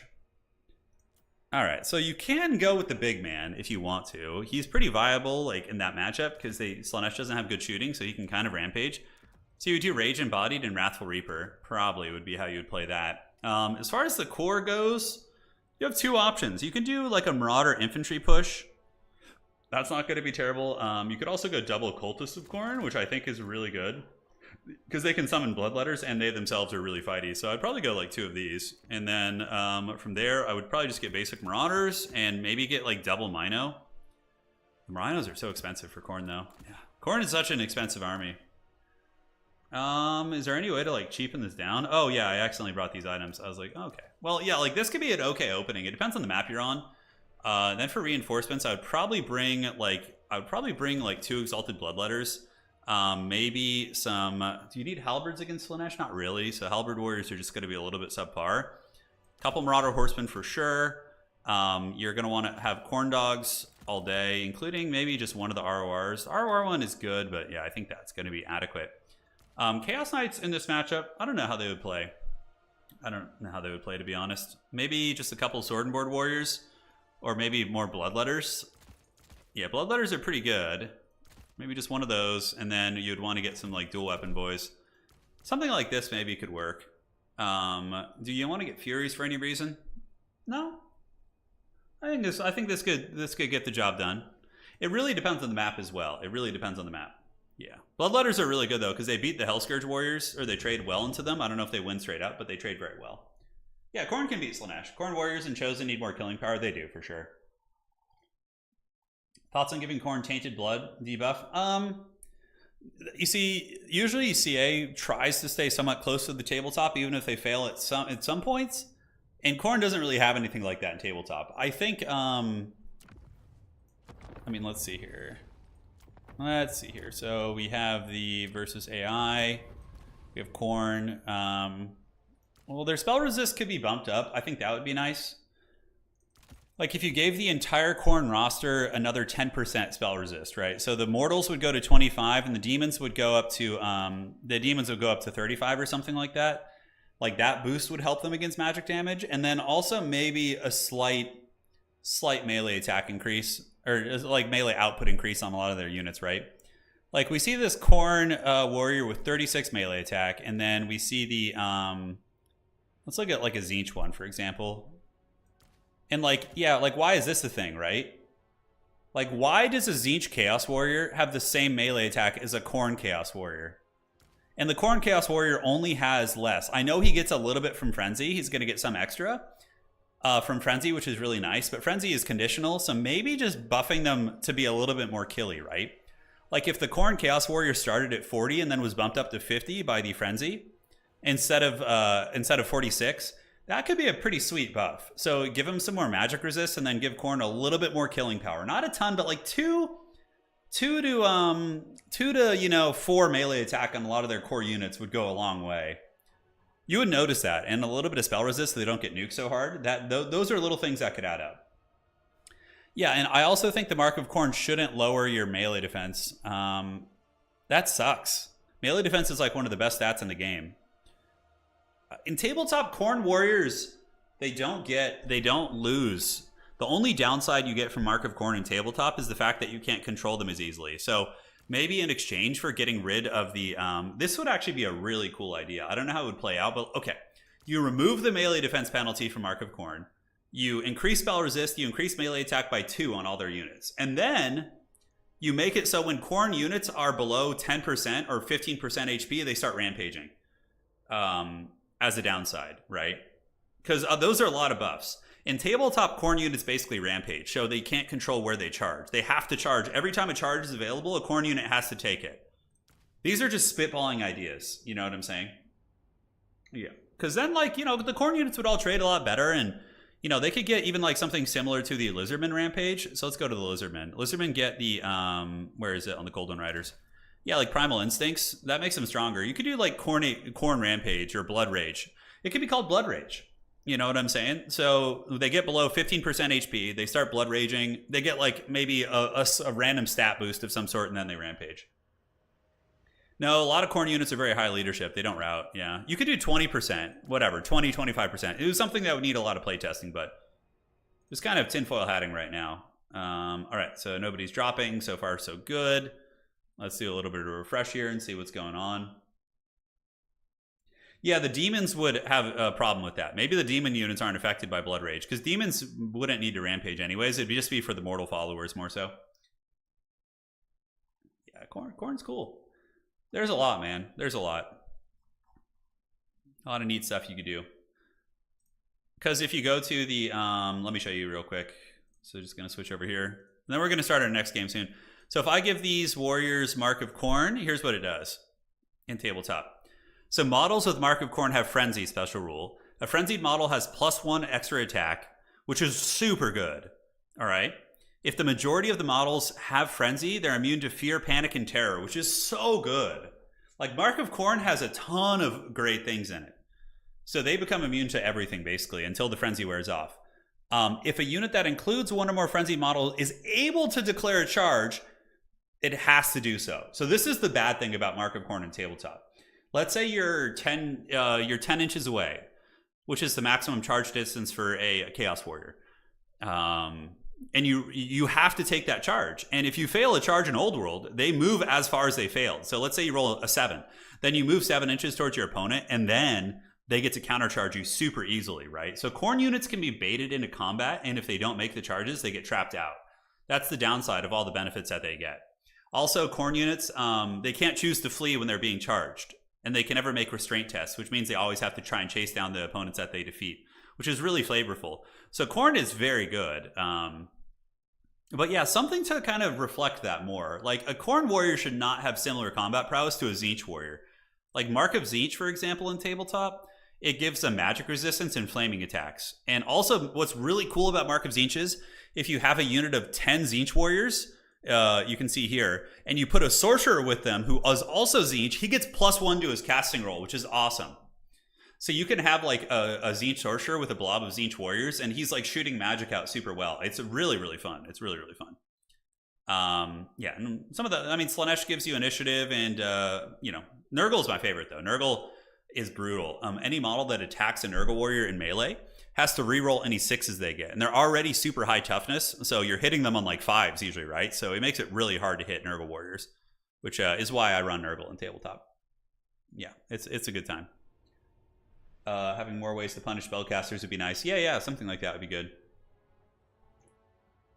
Encountered any marching column cheesing to avoid mandatory charging it? So the thing about marching column is yes, you can avoid the mandatory charging, but for Corn warriors, when you go marching column, you'll then have to spend the entire next turn coming out of marching column. So it basically eats up an entire turn. It's not as good as people think, that kind of cheese. Usually with Corn warriors, you just want to have fast units running up alongside them, so if they're forced to charge, they're not unsupported. In chosen Corn warriors with like, you know, sword, you know, hand weapon and shield are going to be like having a 3-up save anyways, and are going to be super durable. You can also put a wizard with them who can buff their ward save. So even if they charge into a bad situation, they'll often do well. Yeah. Yeah, the DLCs are very overpriced right now. I would wait till they go on sale, 100%. But really, I mean, if you're asking what DLC you buy first, I need to have more information. Are you looking to play campaign, multiplayer? What are your favorite factions? Once I get that kind of stuff, I can certainly recommend some goodies to you. All right, so refreshing. Let's see how we're looking. Okay. We got what appears to be 3 games still going. So looking at the tournament, thank you guys for your patience. Total War tournaments, they do, you know, have a little bit of downtime in between. We got Pink and Akeen, Fish and Hitman Hippo, and My Toast and Zyro. So we started at noon, 12:45, 15. Okay, so we have a little bit of time left. The players are certainly finishing their games slightly quicker. Undefeated players so far, Ulrich, Sterngard, Alls. And we're going to also have another couple undefeated players here in just a moment as well. Yes. Does being on a horse still give you +1 armor? It does if you have a barded mount. So, for example, if we look here at the Grand Master, and we put him on a barded warhorse, he'll get extra armor. But if you put like a wizard, for example, on a regular horse, an Empire warhorse, he will not get it. It has to be a barded warhorse. So this Grand Master, who's my favorite Empire character, by the way. Yeah. Sweaty tabletop. I mean, sweaty tabletop is fine as long as there's reasonable balance. I play pretty sweaty myself, but I also play casual depending on who I'm playing with. So my Grandmaster, he's got full plate armor, he has a shield, and he actually rides a Demogryph Knight, which is really cool. So that the full plate armor gives him a 4-up armor save, the shield takes him to 3, and the Demogryph Knight, the Demogryph mount is also counts as a barded mount, so that brings him down to a 2-up armor save, which is insanely good. Insanely good. Is there any good reason for Ice Guard to use swords instead of spear? Yeah, so if you're playing a faction that is going to be trying to kill your Ice Guard with Hound units or Furies, if you're playing any sort of Chaos faction, because they're both infantry size, the swords will like kill them super quickly, and then they can start shooting again. So, what faction are the undefeated players playing? We'll find out in a second. I believe we have Ulrich, Sterngard, and Alls. Let me go check what they're playing real quick. Hold on. So going to the SFT declaration. So Alls is playing what? Sterngard is Chaos Dwarves. Dark Elves are undefeated. Chaos Dwarves. And then Ulrich, I have to see what he is playing. I'm looking for him. Ulrich's playing Ogre Kingdoms. So we have an undefeated Ogre player today as well, which is very, very fun. Super, super exciting. So we're going to see how they play out. Yes, yes. Is it a bad idea to have answers in the reinforcing army? No. That's very standard for domination mode. Typically, you'll have... Yeah, it's like a toolbox, right? So you have like your reinforcements, which are kind of your answer to things that your initial army can't address. You know what I'm saying? Yeah, that's usually how that's going to go. Love to see my favorite channel still doing well. Yeah, oh yeah. We're doing great here, man. We're doing great. I mean, Total War goes through hard times, but at its core, it's still a game that I think a lot of people, including myself, still enjoy a lot. I mean, God, this game's been around for 7 years, guys. It's wild, and it's still just kicking hard. All right, so yeah, they have a little bit of time left. They have another 10 minutes, basically, to finish their matches. All right. And we're going strong, man. Ostankya is just really OP. She's just stupid. So, like in an SFT, pretty much all our SFT tournaments were being won by Kislev players who were just cheesing with Ostankya. And it sucks to see people win tournaments not because of skill, but because of OP unbalanced characters. So I wanted to make it more skill-based. Look, some factions are still stronger than others, so that is always going to be a variable to an extent. But, Ostankya is just really busted. Anyone in the tourney playing Empire? I think I did see a Dwarf player, and I don't think I saw any Empire players today. We have 25 people playing. Yeah, 25 people signed up, if I'm not mistaken. Yeah. Yeah, Ulrich is on Ogres. He's very good. Ulrich has been, a solid tournament contender since I can remember. If we finish the next game round quickly, too, what I'll do to hang with you guys is I'll play some land battles in between. We can play some Corn, mess around with that. I've never played multiplayer Total War, but I love spectating. Yeah, it's a great game to spectate. It really is. Ostankya is really good in Dom and land battle, but I would say that she's probably better in domination mode. Yeah.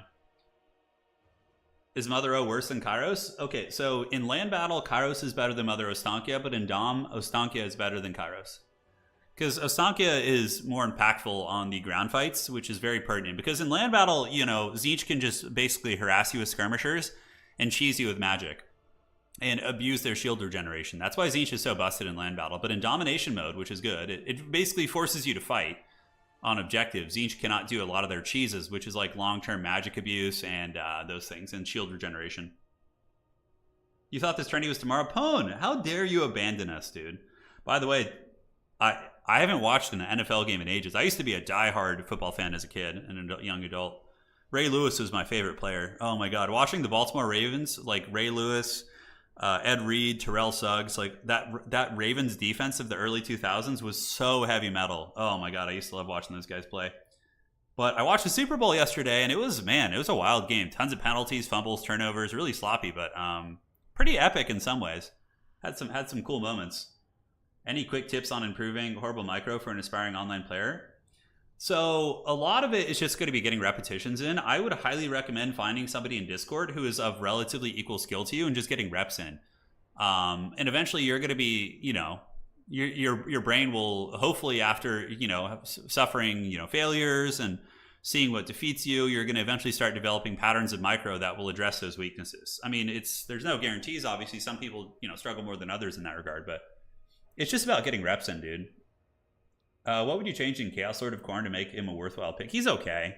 I think if you got the changes we talked about earlier, he'd probably be fine. What would be your top additions to the Shadows of Change update if you could choose them?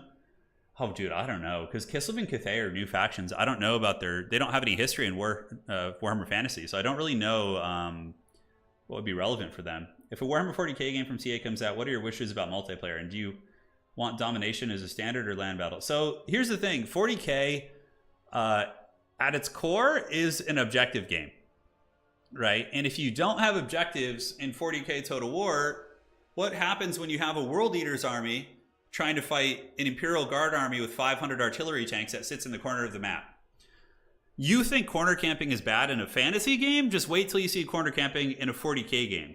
Or how the hell are you going to beat Tau? Tau and Tabletop have extremely high movement speed on their suits. They have long range shooting. They have insane kiting abilities and focus fire. Like, how is a melee army going to beat a Tau army in a land battle? If it's, done justice to the Tabletop game. You're not going to, right? It's in campaign, it won't matter because you're playing against AI who's just going to attack you and not be abusive. But I think that if you do 40k, it needs to have some form of objectives. Yeah, because that's how the Tabletop game is played. It's always been an objective game. Warhammer Fantasy is a little bit back and forth. Like, for example, Old World doesn't have objectives. It's just straight up fighting. But corner camping and draw kiting is not really possible in Old World because of the movement characteristics of units and the way formations work. So you can totally have... Land battle is actually better in Old World than objectives, in my opinion. But for 40k, with the technology and the movement speed, I think you really do need objectives for a 40k game. Yeah. So I mean, you could honestly just do domination mode as a template, You could do domination mode with no reinforcements if you want to. That's something you could experiment with. If there's a lot of people who maybe don't like that aspect of things, whatever. I think it'd be really cool to do a playtest and see, like, there's objectives, but there's maybe no reinforcements or very limited reinforcements, which would be your deep striking. So if you're playing, like, Space Marines, you could have some Terminators and Deep Strike, and you could call them out of reserve on the battlefield, which I would just have an absolute erection for, if that were possible. Pone likes the Tau. Two of my very close friends, Professor Pone and my buddy Andrew in real life, who I lured him into playing 40k with me. They both are Tau players, and it just crushes my soul every time. Of course, they choose the Weeb faction. All right, now it's got to be fun. I feel like 40k would be better, kind of like Company of Heroes. No, I mean, the one thing I don't like about like those type of games is 40k has big epic battles in the lore. In lore, you have these huge armies clashing, right? And you don't get that in Dawn of War type games. It's mostly skirmishes.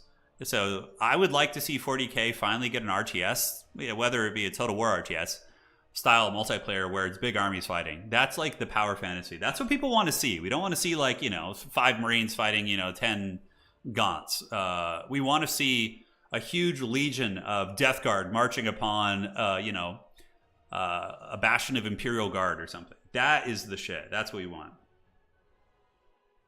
Turn, just take the current Tabletop game and make it into a Total War. Yeah, exactly. You can do that as well. Being used to catching streams late, I just skipping towards. I just tried skipping to the next round. Yeah, no, I'm sorry, man. It's the nature of Total War. So right now we have, I believe, a couple minutes left. How do people take this long, by the way? Like, how is this even possible? There's no there's no picks and bans. I don't get how people take this long. It must be army selection. I think it just has to do with army selection.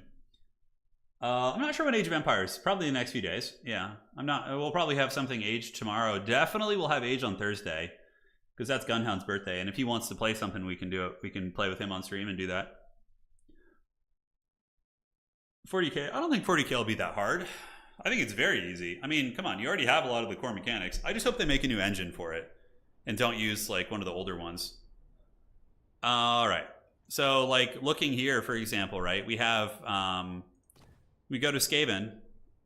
Where are the rats? Where are these filthy little rat people? They're around here somewhere. Okay. Skaven, you want to talk about Devastators or, any sort of a ranged machine gun unit in 40k? Rattling guns. You want to talk about Raven Guard snipers? Warplock Jezzails. You want to talk about Chaos Space Marines with dual weapons?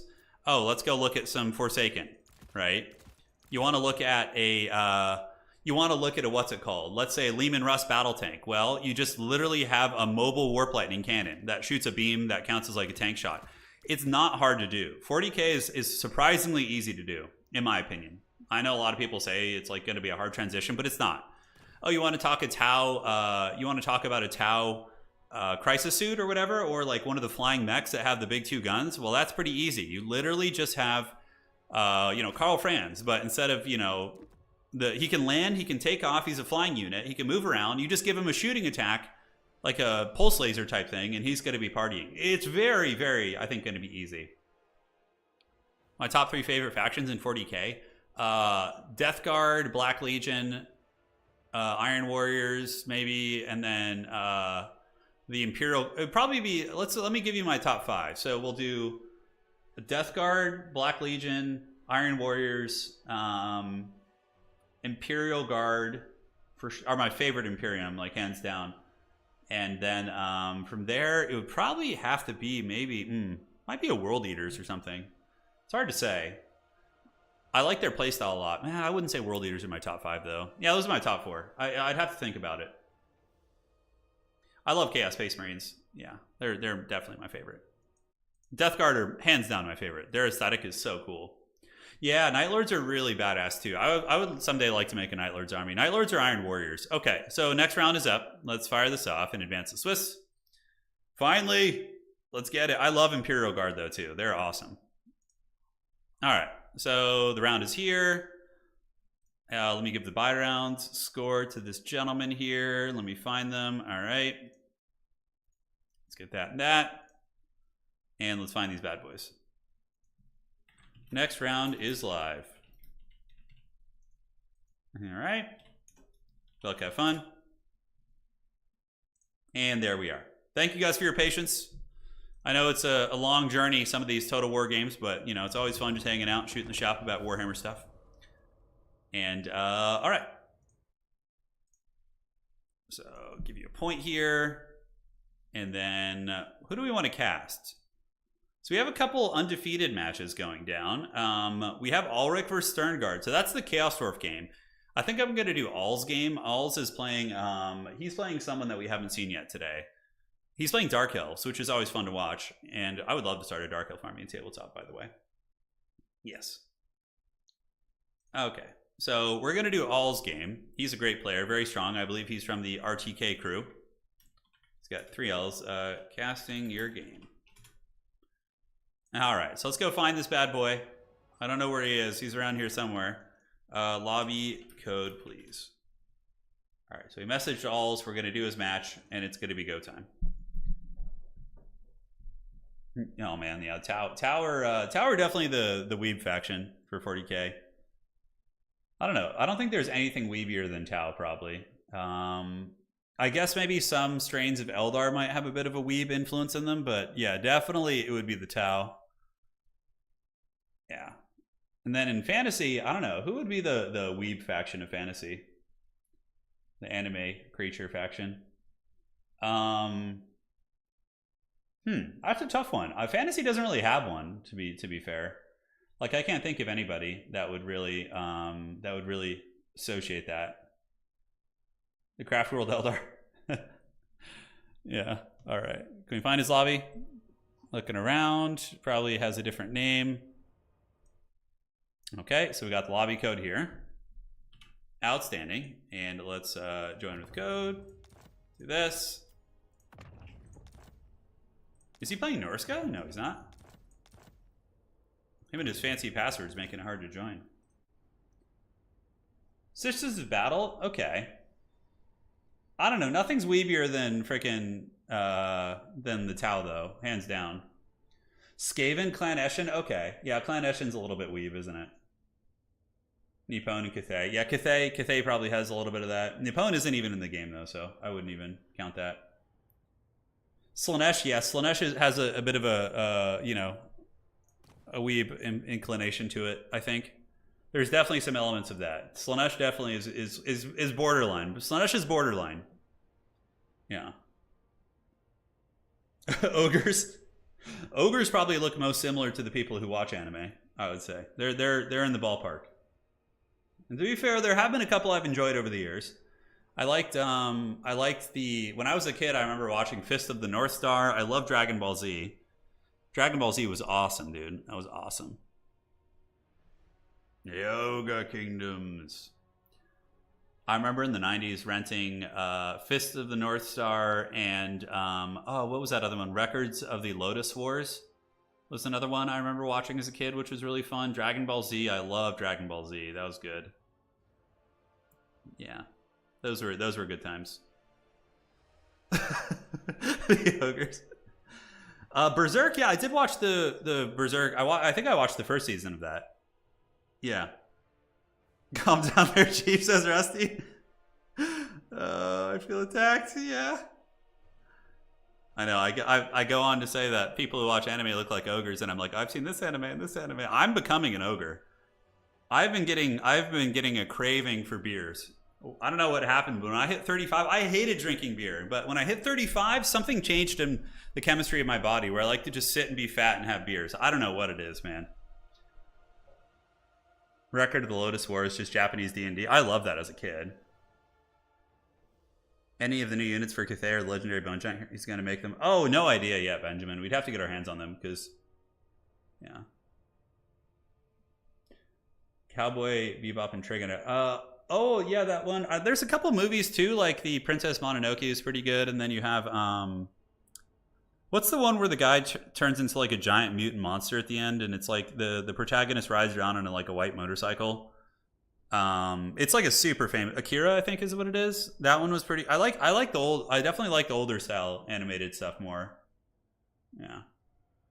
The Great Ma was your 35th birthday present. Favorite brew? I really like dark, like brown ales, like brown ales or like dark, like kind of brown, like even Guinnesses are really good too. What was that? Anna says they're called stouts. I don't really know anything about it, but yeah, stouts. I like stouts, those kind of things. Yeah. All right, so Dark Elves versus Warriors of Chaos. Cool matchup, very fun. A lot of mobile armor piercing, shades maybe going to be thrown in there. Could be fun. And it's go time, man. Oh, I don't know. I don't really like, there's not a specific, there's only one brand I really like go to frequently, but that's a local brand where I live. I don't drink a lot. It's just, yeah, you know, every now and then when I'm hanging out with the lady in the garage or something while we're painting minis, it's always fun. Yeah, you know, Pone, there's some truth there. There's some truth there. I'll take it. The weeb lurks in the shadows of my spirit. It's there. So I believe this is Alls playing. Yeah, this is Alls playing under a different name. Then Akeen is going to be playing Warriors of Chaos. Both of these players, I believe, are undefeated. Let me check real quick.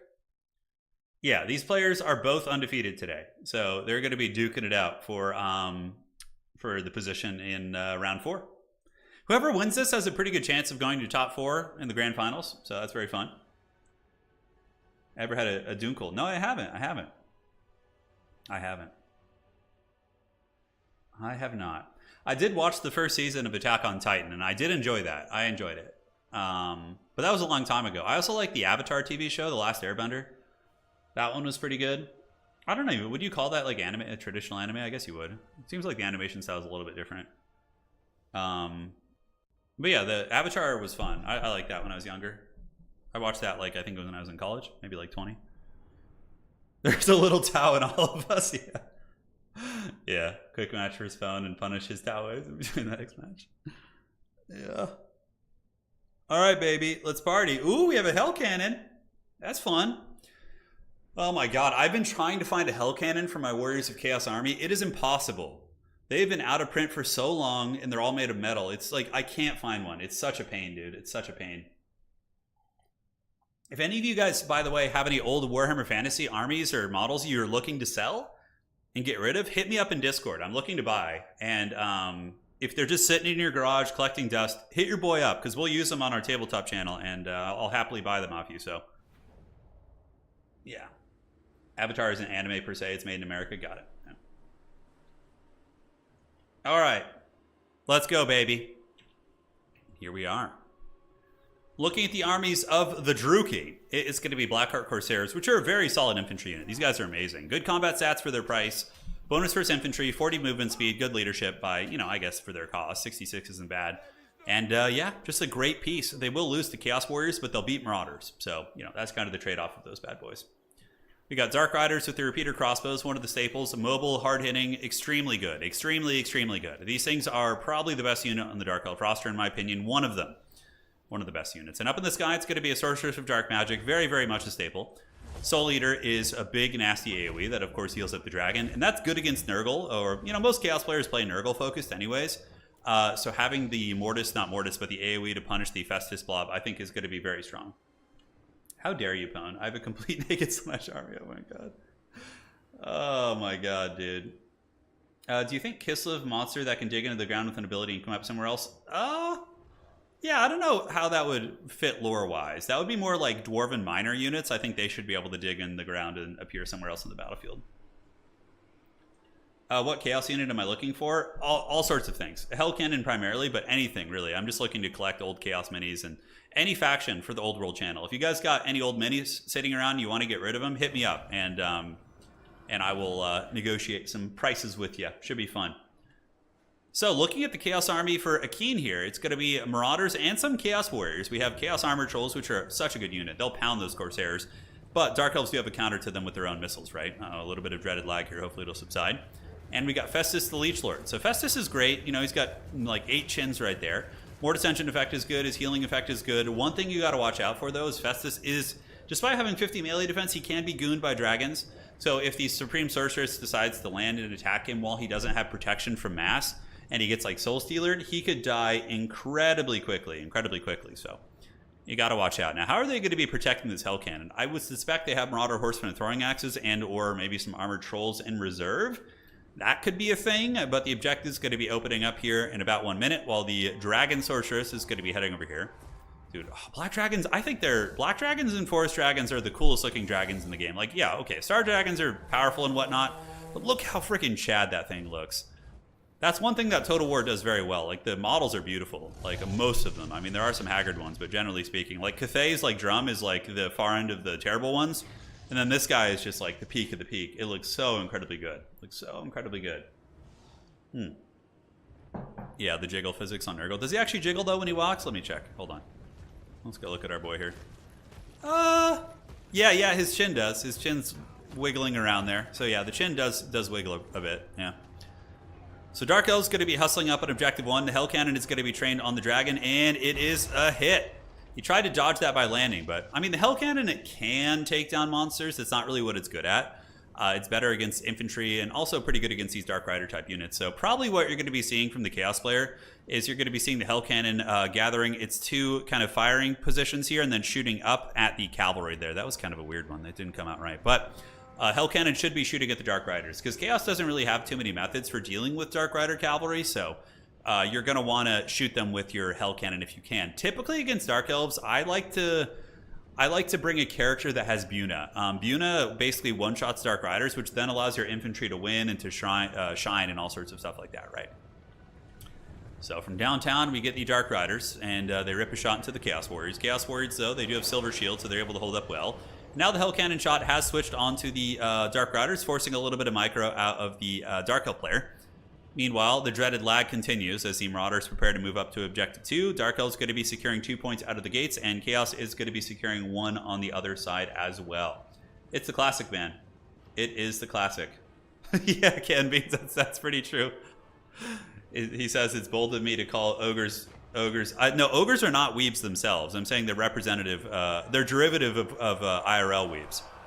But yeah, no, Nurgle doesn't shower, that's for sure. He's certainly in the ballpark. Nurgle's like one of those nerds that just like hasn't cleaned their game room since World of Warcraft came out in like the early 2000s, you know? That's like Nurgle, yeah. It's that's kind of like a grunge nerd. You know how there's like different categories of punks? Like punk rock has like different punk categories that are like kind of explain the subcultures of punk culture. Like Nurgle would be its own subculture of nerd. It's like the degenerate, unwashed, like unhygienic nerd. Whereas like, you know, yeah, there's different categories. All right, guys. So it's on. We do see the Supreme Sorceress dropping a very early Soul Stealer. Interesting choice. Hits the Chaos Warriors and some Horsemen there. I can't say I agree with that. I think it didn't really get you big value. Might as well use it on Festus if you can. A bit of a lapse in micro here on the other side as well, as we do see the Dark Elf players sending some of the Dark Riders with repeater crossbows into the Chaos Warriors. So the Chaos Warriors here do get a little bit of a free bash on them and manage to take down, what, how many models? 8 models? Could have probably be 10 or 11 before all is said and done.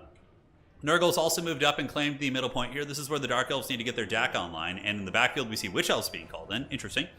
Breath attacks up on the sides of the Chaos Warriors would also be incredibly strong. Hell Cannon shots are trained on the Dark Riders. Good one right there, takes out a couple models, and is going to be continuing the pressure. And you can see it does discourage leadership as well because of the take cover debuff right there. All right, Nurgle waits in the trees. Hell Cannon's still ripping shots from downtown. So far, he's gotten about 300 value. There is going to be a charge of, are these Horned Ones? Let's see what kind of cavalry these are. Cold One Dread Knights. Okay, sorry about the lag, guys, but it is Total War, so what can you do? Someday we'll get servers. So these are Cold One Dread Knights in our dreams, that is, someday. But yeah, Dread Knights are excellent against Chaos Warriors. They have really high armor at 120. They have good armor piercing, good sustained combat stats. They will bash a unit of Chaos Warriors if left to their own devices. And we do see the Dragon character here jumping in, but also being focus fired by the throwing axes, so going to be needing to pull back. Festus using the stinky Stream of Corruption on the Dark Riders, who are now wavering. Meanwhile, on the backside, this is a really good call-in from Akeen as well. So Akeen is going to be calling in the Hellscourge Warriors, not Hellscourge Warriors, but the Hellscourge Riders, which have super high movement speed at 100 against the 92 of Dark Riders. So Dark Elves need to call something in right now, or else we're going to be seeing Alls potentially losing this position here. So you see them charging, and is there going to be a Dark Rider call in or something to screen out these Hellscourge boys? You better hurry, because they have poison as well. So if they manage to catch you, they're going to be poisoning you down to 78 speed, which means you're not going to get away super effectively. Dark Elves do respond with some Dark Riders. Dark Riders will lose this fight, but if they get the charge off, they might have a bit of an opportunity to win that one. And 2v1, these units could probably beat these Hellscourge Warriors as well. Now, looking at Objective 2 here, we have it being held by Nurgle. Objective 3 firmly in the control of the Plague God here, or the Warriors of Chaos under the clutches of Nurgle. Festus getting gooned a little bit. This is what I'm talking about. Having him getting attacked by this big erect dragon, just using a Soul Stealer on him every time, is going to be very powerful potentially. Dark Elves have not really moved in their infantry yet. They've mainly been playing kind of a skirmish mobile harass game. I definitely think it's time to move up, get some of the Bleak Swords and Corsairs in there fighting. And on the far side, oh, what is this? So the Warriors of Chaos calling out the Skull Crushers of Khorne. Not a unit that you see terribly often, but one of the cooler units in the game. So what applications do they have against the Dark Elves here? Anti-large, armor piercing. Theoretically, if they can surround the Supreme Sorceress, they'll be very good. But that's a little bit of a tall order. That's certainly not going to be an easy one here. But Chaos still holding on to the point. We see the tickets going up a little bit. And again, sorry for the lag. Nothing we can do about it. CA is just too cheap and stingy to give us servers. You gotta love it. Skull Crushers of Khorne charging in and getting a good engagement there. Like I said, anti-large. And a lot of that damage is starting to add up quickly. We immediately see 300-400 damage from the Skull Crushers impact. They have a charge bonus of 77 as well, which is going to be giving them a massive stat boost when they do get that sweet, sweet charge right there. Hell Cannon, in the meantime, is just ripping all of its shots into the Dark Riders, and it has been able to methodically wear some of them down. That's going to be another one right there. Just takes down a couple Dark Rider models, and they're getting close to wavering here in this situation, as it's absolute chaos in the front line. Warriors against Bleak Swords. Bleak Swords are going to get smashed here pretty hard. Chaos Warriors, a much better stat line. Not much better, but a better stat line in tandem with a lot more armor and more HP.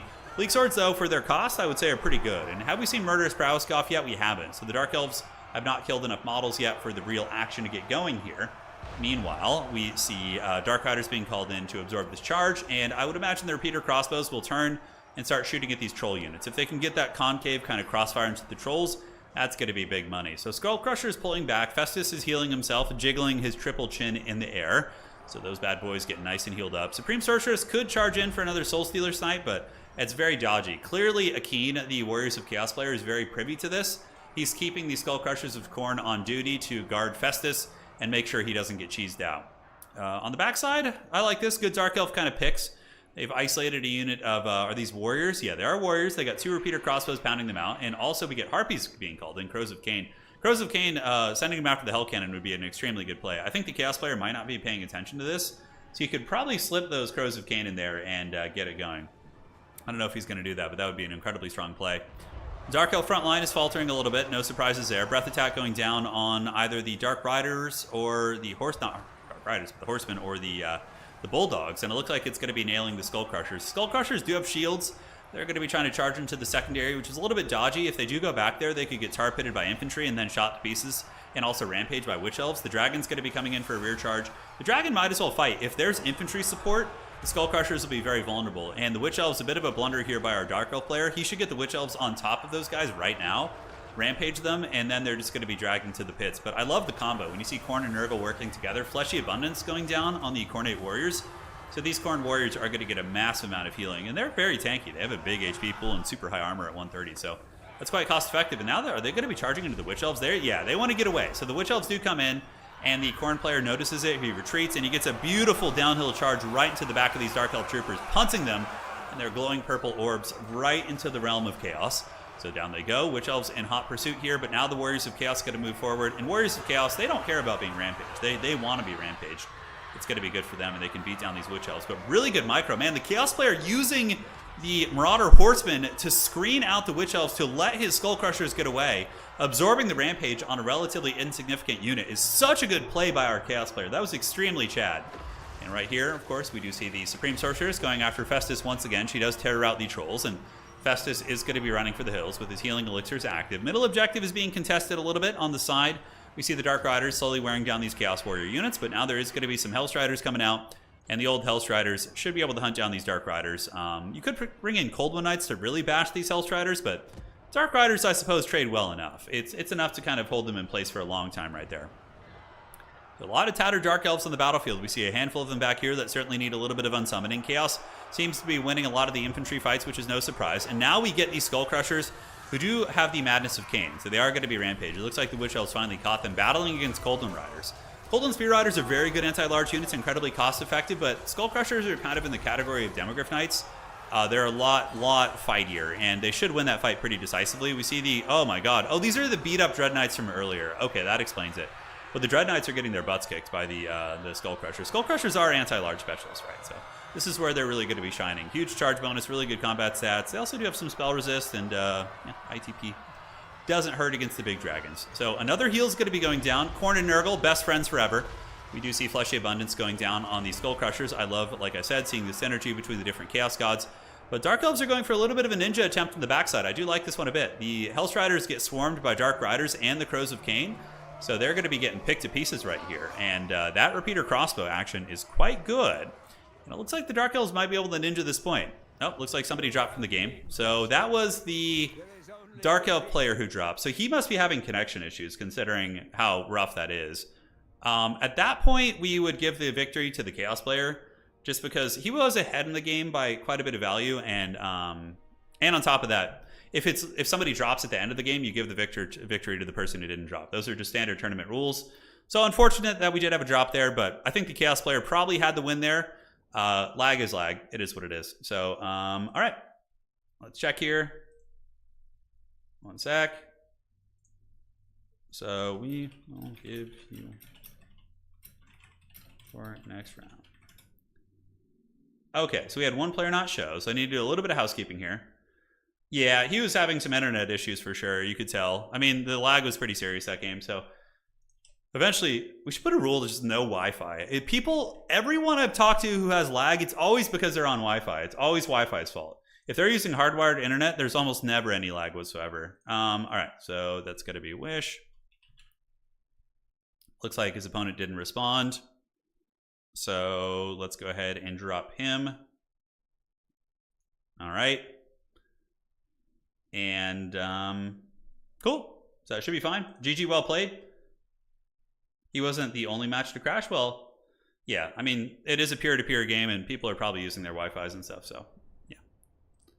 All right. So let me tell Akeen.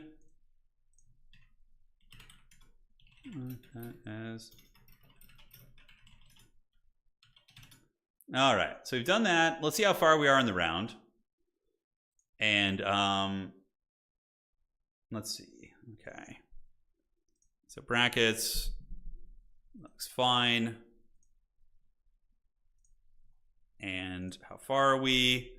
So that we've only had 2 games finished, so we're going to go ahead and play a Haggard land battle right now. So anybody who wants to play against me, feel free to join up, and we'll just do. I would do a Dom game, but Dom games take longer, so I don't want to run into the end of the round here, right? So we'll just do a fun one here. We'll do the Flats of Kislev. I know it's a very good map. So, all right. Wi-Fi is the #1 cause of lag in our game. 100%.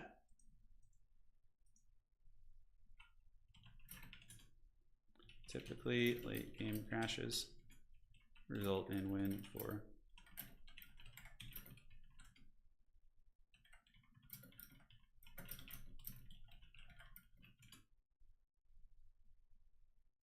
He says, internet.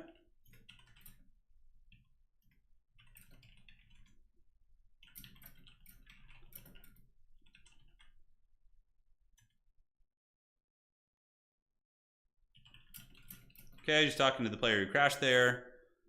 He's saying that I was the one who dropped, which is strange. Because when you left, it kicked us both back together to lobby. Let me see if my conspiracy theory is true. All right, let's do a little bit of Khorne against Chaos Dwarves. You guys ready to see some suffering? It's time, dude. It's time. Okay. So we're playing Makeshift Ocean. He's going to be on the Chowie, and I know you guys want a little bit of Khorne, so let's get a Khorne game going here. Yeah, but lag on both sides. But regardless, we still have good. Okay. It did the same in your game? Yeah, it can happen. It can happen sometimes. You got people connecting from all over the world. Okay, so let's get this. That's probably fine. I don't know what kind of infantry to bring against Chowie. The Chowie seem pretty tough to deal with for Khorne. I feel like this would be pretty massively favored for Chowie. But again, I don't know about this in land battle. Land battle's a bit of a different beast, right? Arwar Skull Crushers, please. Ooh, that's risky against Chowie, man. That's really dodgy. Blasting charges are going to be a thing, so we gotta be privy to that. So I think we just go with you, and then we can sneaky some of these guys. Yeah, I think that's going to be fine. All right. And let me know if the round concludes. Knights of the Brazen Throne. What do they even do against Chowie, though? I mean, they're anti-infantry, which is something. Let's get some corn dogs. You can't leave home without a solid corn dog. Those guys are always pretty essential. Maybe we can skip on you guys for now. That could be an option, although it's definitely a little bit vulnerable. Knights of the Brazen Throne, yeah. I mean, it's a tricksy one. It's a tricksy one. So we got you, we got this. We can get a single Fury unit, maybe. This is such a dodgy build. Oh man, I could just get wrecked so hard here, guys. I could just get absolutely karate chopped. Yeah, Bloodletters against Chowie. I mean, blasting charges will Shadow Realm them really hard is the only issue. Like, really, really hard. Alright, let's get another one of these. And I wish the chariots were a little bit better. I always feel like they're just a little bit janky.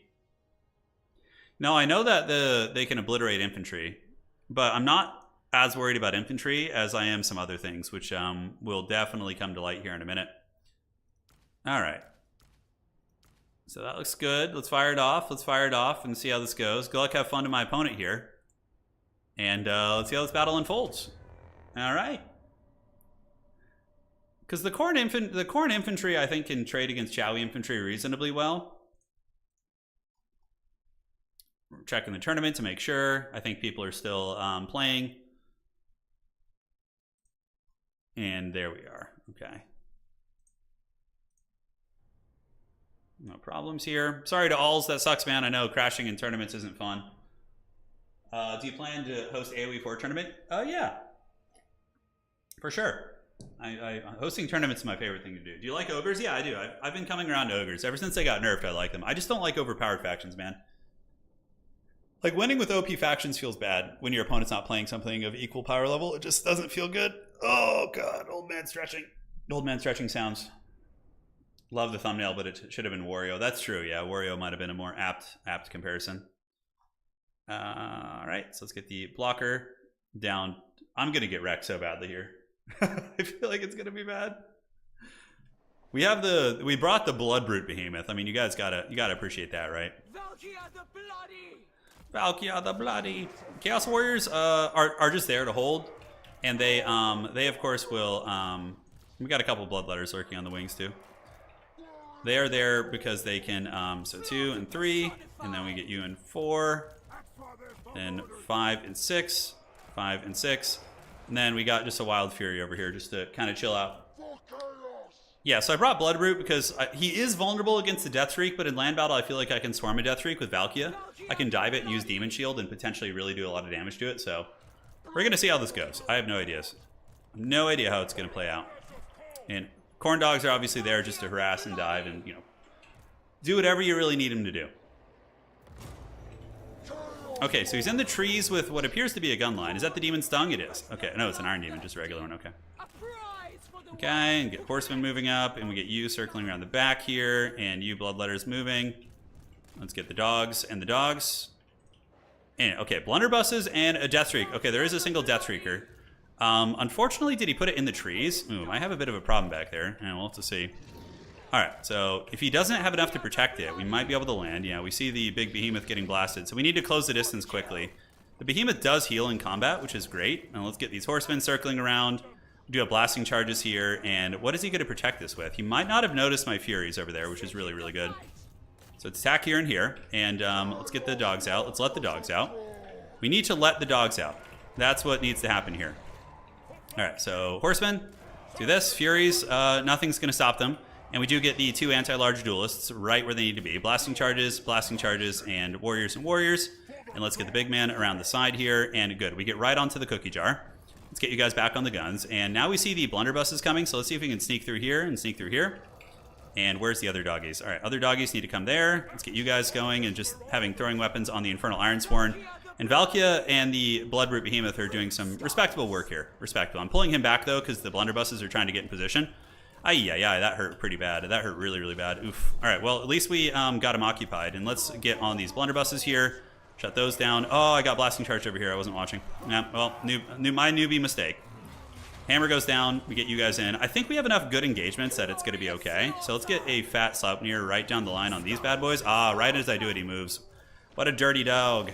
All right, Bloodroot Behemoth, keep grinding right there. Horseman, you just throw your throwing weapons, and in the bushes, things are looking pretty good. So, all right, Valkia is doing what she can, but we need to get her on a better target. Bloodroot Behemoth needs to keep chasing here, and we can just attack the Blazing Beards of Basharik. And the Bloodletters and Houndos are still hunting here. Let's get you guys in. Are those Infernal Ironsworn? They are. And the Deathshriek rocket launcher is in some serious danger, but we need to kill this train. We need to get that thing if we can. They're really, really hard to kill, like super slippery. So how are the Exalted Bloodletters doing? They seem to be doing pretty well for themselves. We can get one of you guys to collapse in. They can actually go after the Infernal Ironsworn here. And let's get you guys around the back. And how's Valkia doing? Yeah, she's doing pretty good. That train and the Gorgon are doing very, very well here. All right, so we're going to surround and get those guys with the Exalted Bloodletters, and then we're going to sandwich. We don't want to sandwich them with the Marauders. Let's get the Marauders to chase down this this train here. They can just hunt it, and then we can get the Furies to come in and chase these guys down. That's going to be a little bit better. All right. So the train has managed to get away. We have the Bloodroot Behemoth to fight the big scary monster. Corn Dogs can go here. Exalted Bloodletters are going to rip those Infernal Ironsworn to shreds. No problem. And I think we got this game. Even though he's ahead on value, I think we're okay. Bloodroot versus the big man. Yeah, that's good for us. And the train is going to go down here. And now, yeah, most of the high-value shooting is offline. That thing is actually shattered, so we don't need to worry about it anymore. We can just ignore it. Bloodroot Behemoth kind of getting smashed up a little bit, so maybe we need to retreat you back and get Valkia to help. So let's get the Bloodroot away. Valkia is going to finish off this train here. Let's get the throwing weapons into this. Bloodroot Behemoth has a lot of healing, and Valkia needs to help here if she can. All right, so let's get you back. Get you back as well. All right, looking fine. And we do see the Infernal Ironsworn attempting to run away here.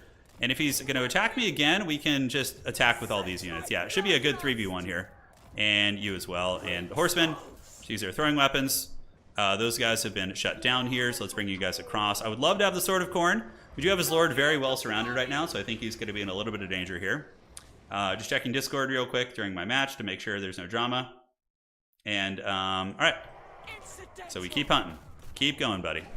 On this side, surround. And surround, Exalted Bloodletters are beating the Infernal Ironsworn, but not by as much as you would think.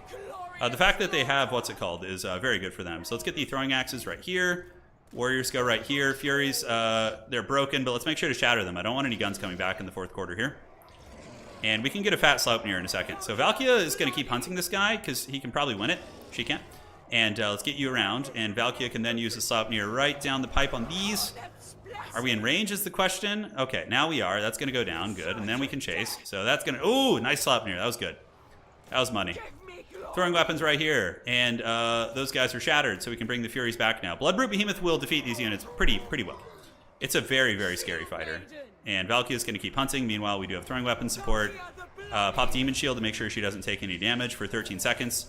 And we have these blunderbusses who need to be punished. I'm not sure what they're actually targeting, but let's make sure they don't get to do anything. All right, so the Bloodbrute's going to waddle after them. We're going to use our horsemen. Furies are on their way back in. Valkia's got Demon Shield active right now, so she's chilling. Not enough skulls on this battlefield to actually do what we want. We got the Ironsworn there, and those guys have been taken down. Bloodbrute Behemoth does heal in combat, which is awesome. So we're going to get Valkia out of here and take the Furies over here as well. This side of the battlefield we can just forsake, and we can gather up our assets and just try and win this one. Yeah, so Bloodbrute is healing, albeit very slowly. Valkia is just going to wait nearby. I think we got this one. I think Bloodbrute Bro can carry this. We do have some routing Chowie infantry here. So these are warriors with great weapons, and these are Ironsworn. So let's charge into the back of the Ironsworn and try and break their leadership. And we can bring Valkia in too. Going to use the Furies to chase down whatever I can. So let's go get those blunderbusses. Demon Shield's going to be on cooldown right now. Okay, perfect. So the hunt is on. Blunderbusses are down to 24, 23 models in a moment. These Infernal Iron Chads are just not going quietly. They're shaken. And that Sorcerer Prophet man still has a lot of oomph to give. He's got a lot of fighting power. Thankfully, I don't have any spells. So, okay, we break those, which is great. So we need to chase down those Infernal Iron Chads. He still has a couple of them. Very scary. Yeah, get as many kills as we possibly can. Bloodbrute is healing, so we need to just let the Bloodbrute feast on the souls of those units. He does have some blasting charges over there, and the Infernal Ironsworn appear to have rallied. Valkia's going to just keep the big man kind of on us up in the sky. Let's go ahead and take an attack here. Breath attack from downtown. Does a little bit. All right, Furies have chased down the blunderbusses who are shattered, so we need to pull them back over here now. I don't have Demon Shield right now, but Valkia's a really good duelist, so I'm happy to kind of take this fight, although he did debuff me. Dark Subjugation, right? Yeah, I think she's still trading well.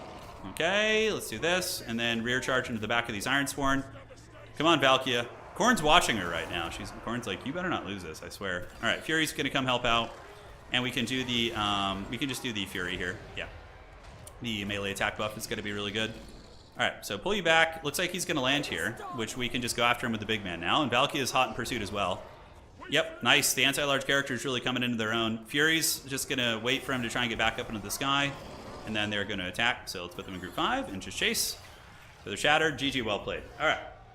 Still got it. Still got it, baby. Yes. Yes. That was a good scrap. Good one. Little coordinated action. Little blood for the blood god. So the Brute was good. Obviously, us getting the freebie on the Death Streak is what won us the game. If that thing was shooting the whole game, we could have lost for sure. He didn't try to defend it too much. His army didn't really have too many good defensive answers.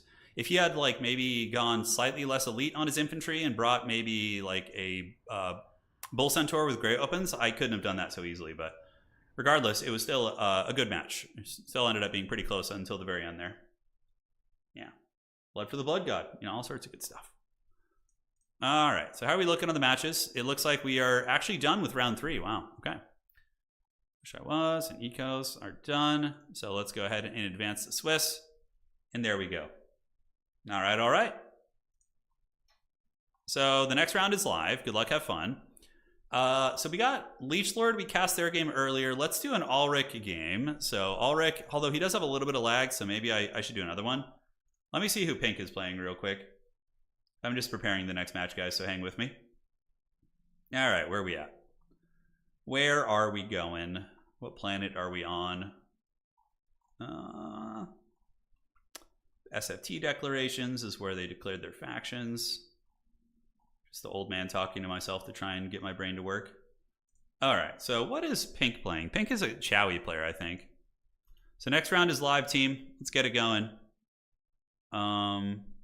This is the same person? Yes. So they're playing Chowie. We've already seen a lot of Chowie games today.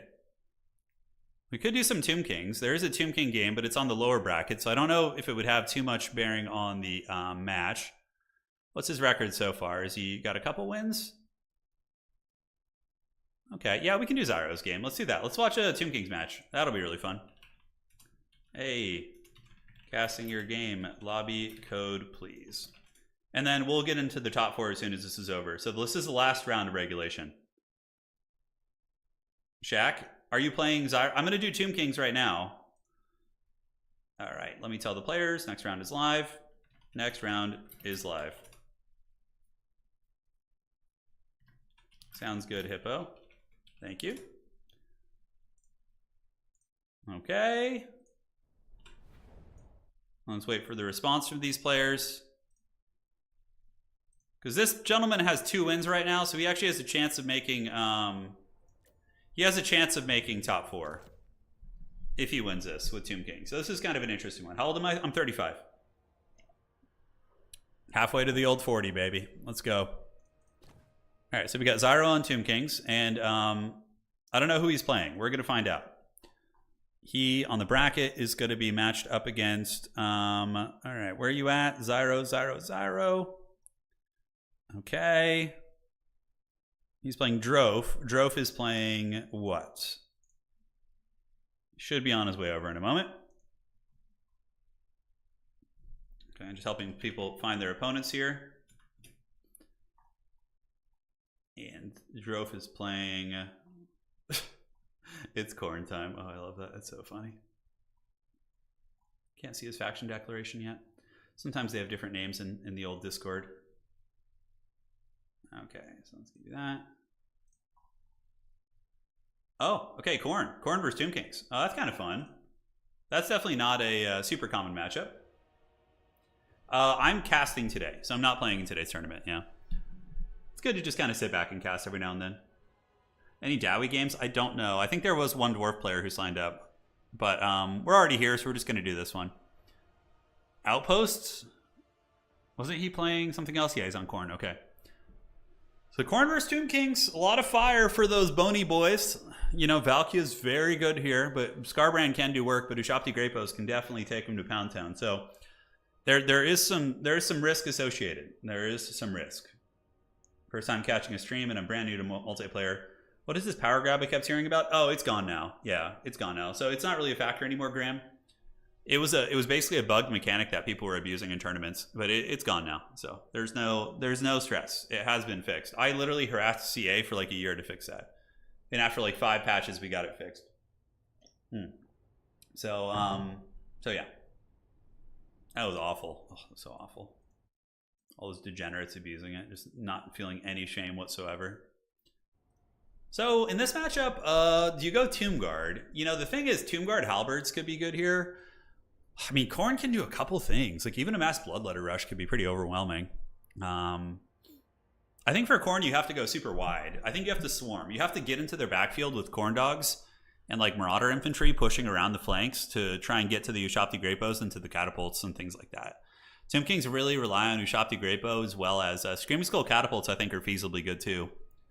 They could be very, very nice. Do I find Stormgate fun? Yeah, I like Stormgate. I think it has a lot of potential. There are some balancing issues, but I mean, it's a super early beta, right? So, I mean, whatever. It's not a huge deal. Let's have some fun. We are, man. We're having a great time. We're having a great time today, man. And today is what day of the week? Today's Monday? Okay, so it's tomorrow. Today's Monday. Tomorrow, I'm not sure what we'll stream, but we're going to be streaming probably every day except Wednesday and Friday. So we'll do Tuesday and Thursday. We'll have something going on. Yeah, Skaven could use some buffs in Dom. I don't know how they do in land battle. I'm sure they're fine, but in domination mode, Skaven are definitely on the weaker end of the spectrum, but they're not helpless. Like Skaven can still do well. They're very hard to play though. Like, you know, factions that are more melee focused, usually pretty mouth breathy. You can just move up on the points and have good, you know, durability and armor and leadership. But Skaven, you really have to play very finesse based, but I think they have some potential. I think they do. Their win rate is pretty low right now. They're definitely in the pits. Dune, maybe we'll do a Dune stream this week. I'm not sure. Probably Age, maybe a Stormgate stream. I'm off work tomorrow, so Turn will make sure to stream late for me. That's right, Pone. That's true. To stream too late for me. What would you even want to play, dude? I'm not like too interested in doing StarCraft, you know, with Stormgate around. Could do some Stormgate matches. That could be fun as well. They need buffs and fixes in land battle too. Yeah, I would imagine that they're kind of in a similar boat. Do we have anyone who tracks like the statistics in land battle? I would imagine Tzeentch and Grand Cathay are really impressive there. Because Grand Cathay doesn't have to move, so they can just have these crazy harmony boxes. Whereas in Dom mode, they have to move, so that's why they're weaker. Itza is the map, so let me tell these guys. Alright, so Itza is map, by the way. Which actually will massively affect your army comp. Yeah, that'll massively affect what you're doing. Okay. So making sure they know the map. If they play on this map, I don't really care. It's fine. Borderlow Landing's a great map, but yeah. We'll see if they notice my little Discord message there. What units do you think Kissel will get? I have no idea, man. I have no idea. Yeah, so feel free to re-select your army, Zyro and Outpost, because this map is a massively different meta compared to the other one. So something that I'm going to be trying to push for is... Capay is very impressive in land battles. Yeah, I expected so. Something I'm going to be really pushing for is to have CA add some of our maps to the main game, because I miss the days of being able to do streams where we just play quick battles, because quick battle domination mode is just pure suffering. So what I would say is you keep Arnheim, you keep Itza, you keep Black Ark, Broken Lake Gully you keep, Death Pass you keep, you get rid of all the other just shithouse maps that they have. You keep those ones, and then you add like 5 or 6 of our maps, and I think that would be great. Then you would have a pool of like 10 maps in quick battle, which are all good or all playable, right? That would be really, really nice. Yeah. Anticity has played, I think, over 200 games of Stormgate. I've played maybe 30 or 40. He's way more experienced than me. It would be very unfair. I would happily play him though if he wants to. Yeah. Escaping into the pits because, yeah, they do have a lot of, Rattling Gunners do have there's a lot of line of sight issues. It's unfortunate, like Rattling Gunners work very similar to how line of sight works in Tabletop. Like you have to have a direct line. You can't shoot over things. In Warhammer, the old world Tabletop, even bow units can't shoot over friendly units. Yeah. Initial thoughts on the new Cathay units? I have no idea. I haven't really looked at all of it. I saw some of the stuff, but yeah, we'll see, man. I have nothing to really say. But as soon as we get information and get hands on, I'll be there to talk about all that. The CA. So here's the thing, and many of the CA maps are bad because they're just littered with choke points that you can literally move only one unit through. So you have like a massive army of like 10, 15 units that just is like waddling through one choke point, and it's very abusable. And on top of that, that's super obnoxious, right? But the original domination maps were designed with original domination mode in mind. Original domination mode, the starting army size was like 7,000 gold. So on most of the CA maps, the deployment zones are extremely small and you can't fit big armies. And they're just clunky, they're small, they have tons of choke points, tons of line of sight builds. It's really, really haggard. So, yeah, they just need to go because they're terrible. It's miserable. Yeah. All right, buddy. Let's get it. Oh, I love it. There's a boner giant. I'm so glad I came to cast this game, by the way. So taking a look at the Khorne army, it's going to be double... so we have an Exalted Hero of Khorne, a Cultist of Khorne, and then I believe it is going to be a Chaos Lord of Khorne. Yeah, this guy's an absolute beast. Dude, look how freaking Chad this guy is. Khorne is just one of the coolest factions. Look at him. Oh, he's so rad, dude. So yeah, he's going to be giving Vigor per second, also giving leadership to nearby units. He gets a AoE buff. Very cool character. But the rest of the army is going to be Marauder-centric, and I believe we have some Chaos Warriors in the bushes. Yeah, there's going to be 2 of those guys in the forest there. So yeah, just a very, melee-focused army, which is incredibly standard. And yeah, was Total War Warhammer 2 multiplayer ranged meta heavy? It was pretty mixed. Sometimes melee swarming was good. It depends on what faction. Like, one of the best factions of Warhammer 2 is Vampire Counts, and they don't have any range. So, take it as you will. We got Ark in the Black for the Tomb Kings and Zyro. Ark in the Black is always great. Spirit Leech on characters, Buna on any elites. It's going to be the Kepler Guard with Tomb Guard Halberds, which I like. If they have Minotaurs or Corn Dogs, that's going to be nice. We have the Chosen of the Gods as well as a Boner Giant. Now, if I had to look at the initial builds, I would say maybe the slight build advantage would go to Khorne, just because a Boner Giant isn't really going to be good against much here. The Chosen of the Gods, however, I suppose are going to be good against Chaos Warrior type units, but not as good at like sniping characters compared to the regular, Shopsy and all that. Skeleton Horse Archers going to be cruising up for a bruising. I like having a couple of these just for a little battlefield utility, keeping your opponent honest.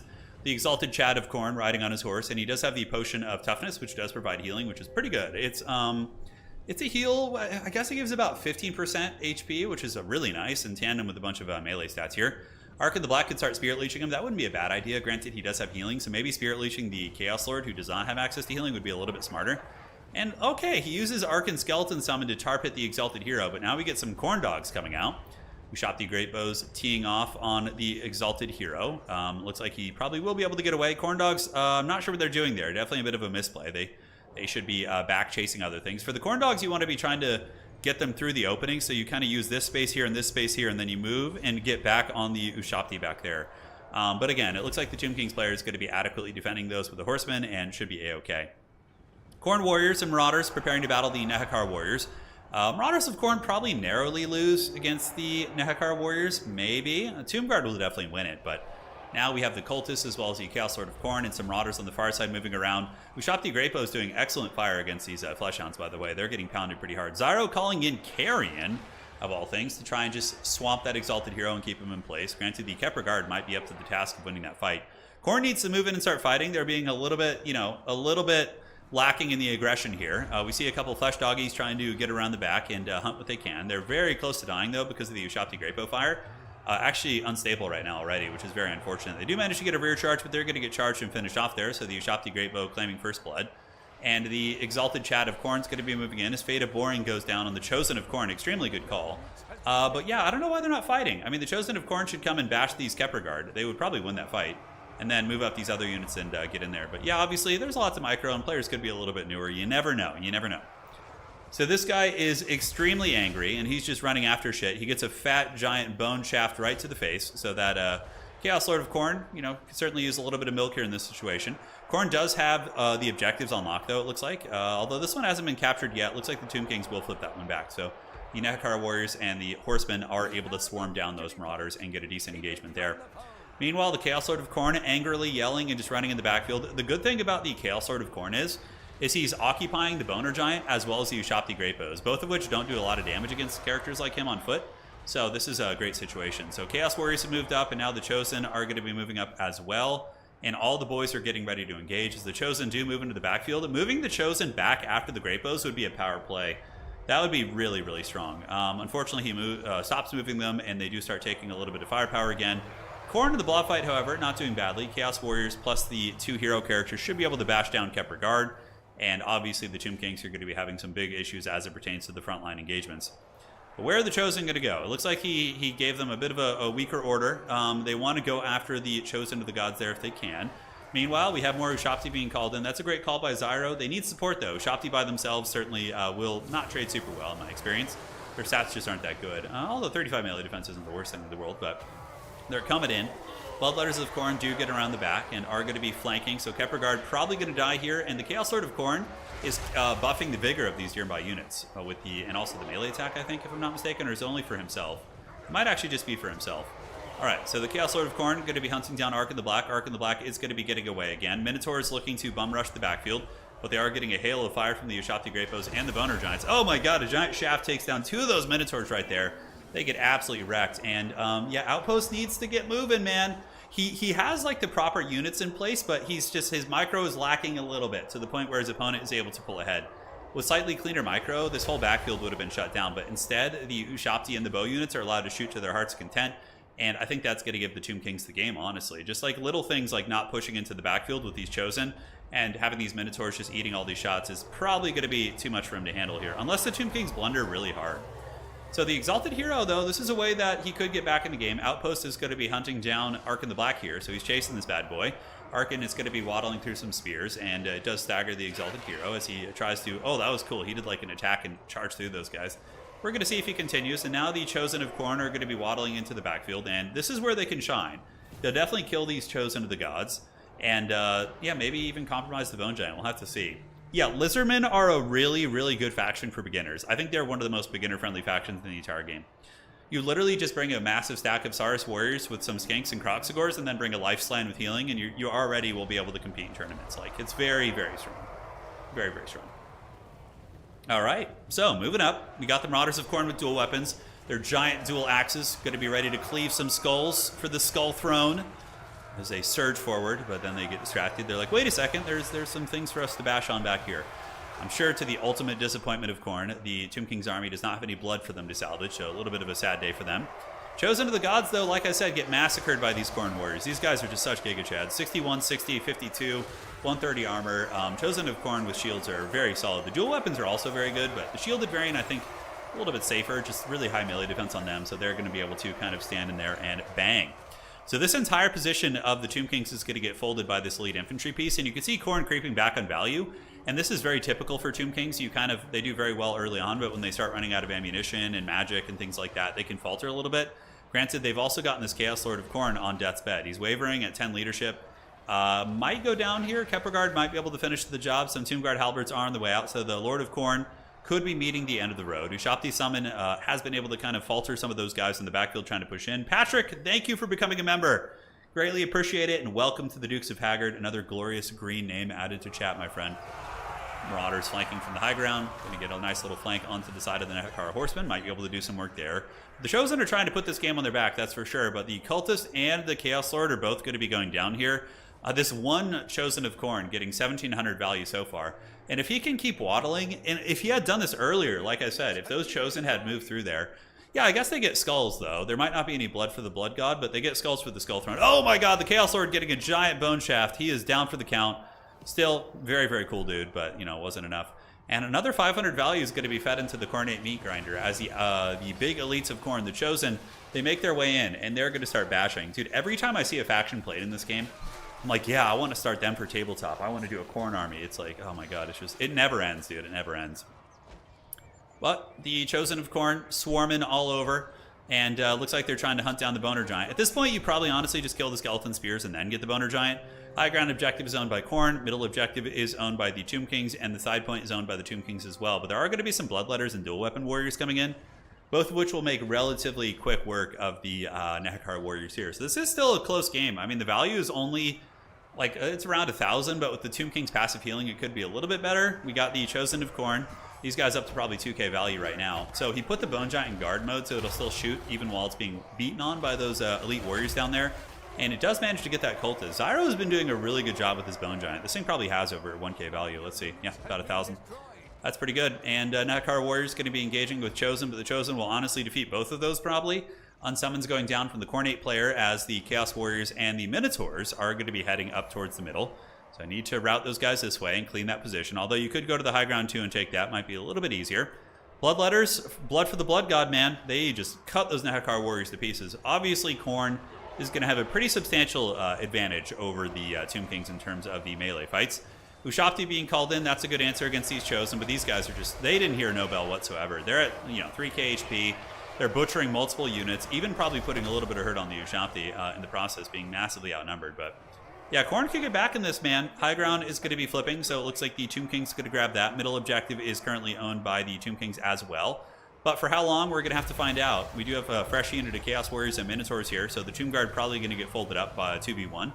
Even though the Tomb Guard are good against the monsters, the Khorne Warriors will be able to put a lot of hurt on them. Bloodletter's doing great work. Ushapti looks like another unit of Ushapti were able to come in. Ushapti will be okay against the Bloodletters here. They do have bonus for his infantry. However, the Bloodletters themselves do have good AP, so it could be a little bit problematic for them. We'll have to see how this fight turns out on the side point. That is Khorne's only objective at the moment, if I'm not mistaken. No, they managed to hold on to the top point, so they did get some units up there. Some Marauders, as well as the Exalted Hero, who's still alive. I think that's the Exalted Hero. Yeah, he had that healing potion, so he was able to survive, and that objective probably will stay in the clutches of Khorne. As Khorne fights valiantly, well, I would say horrifically, not valiant. There's not much valiance in Khorne, probably, on the middle objective. So we do see the Horn of Khorne being popped, 60 melee attack and 61 on these bad boys.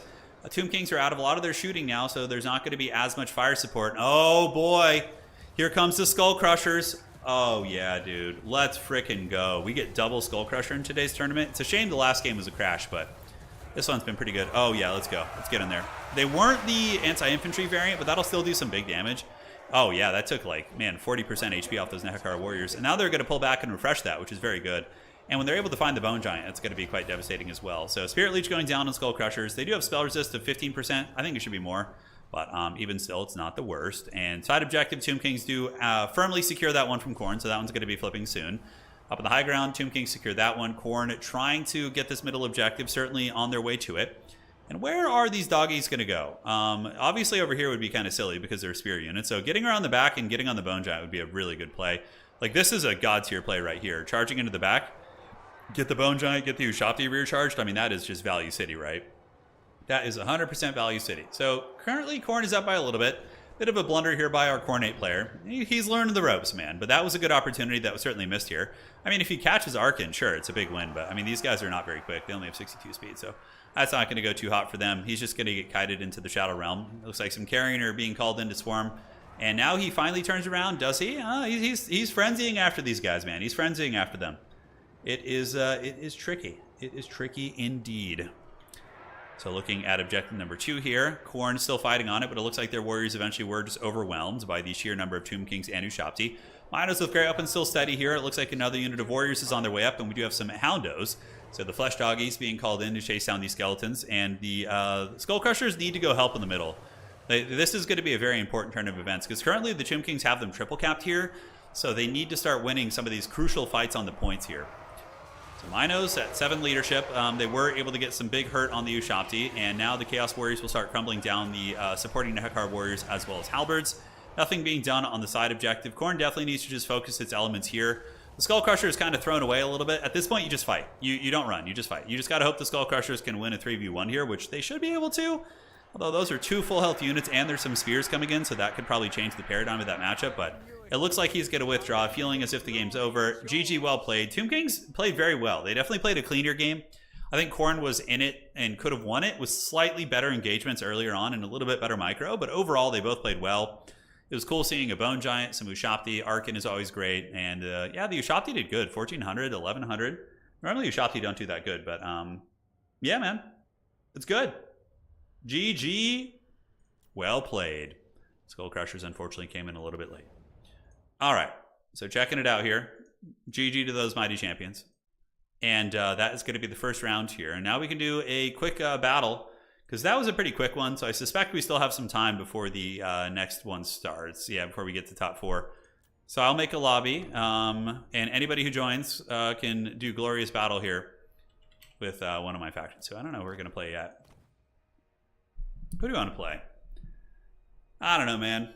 We could do some, let's do some rats. Rats have been getting, people have been shitting on the rats all day, so we're going to play some Skaven here. Yes. Do you think Dwarf units get a rework on the new DLC?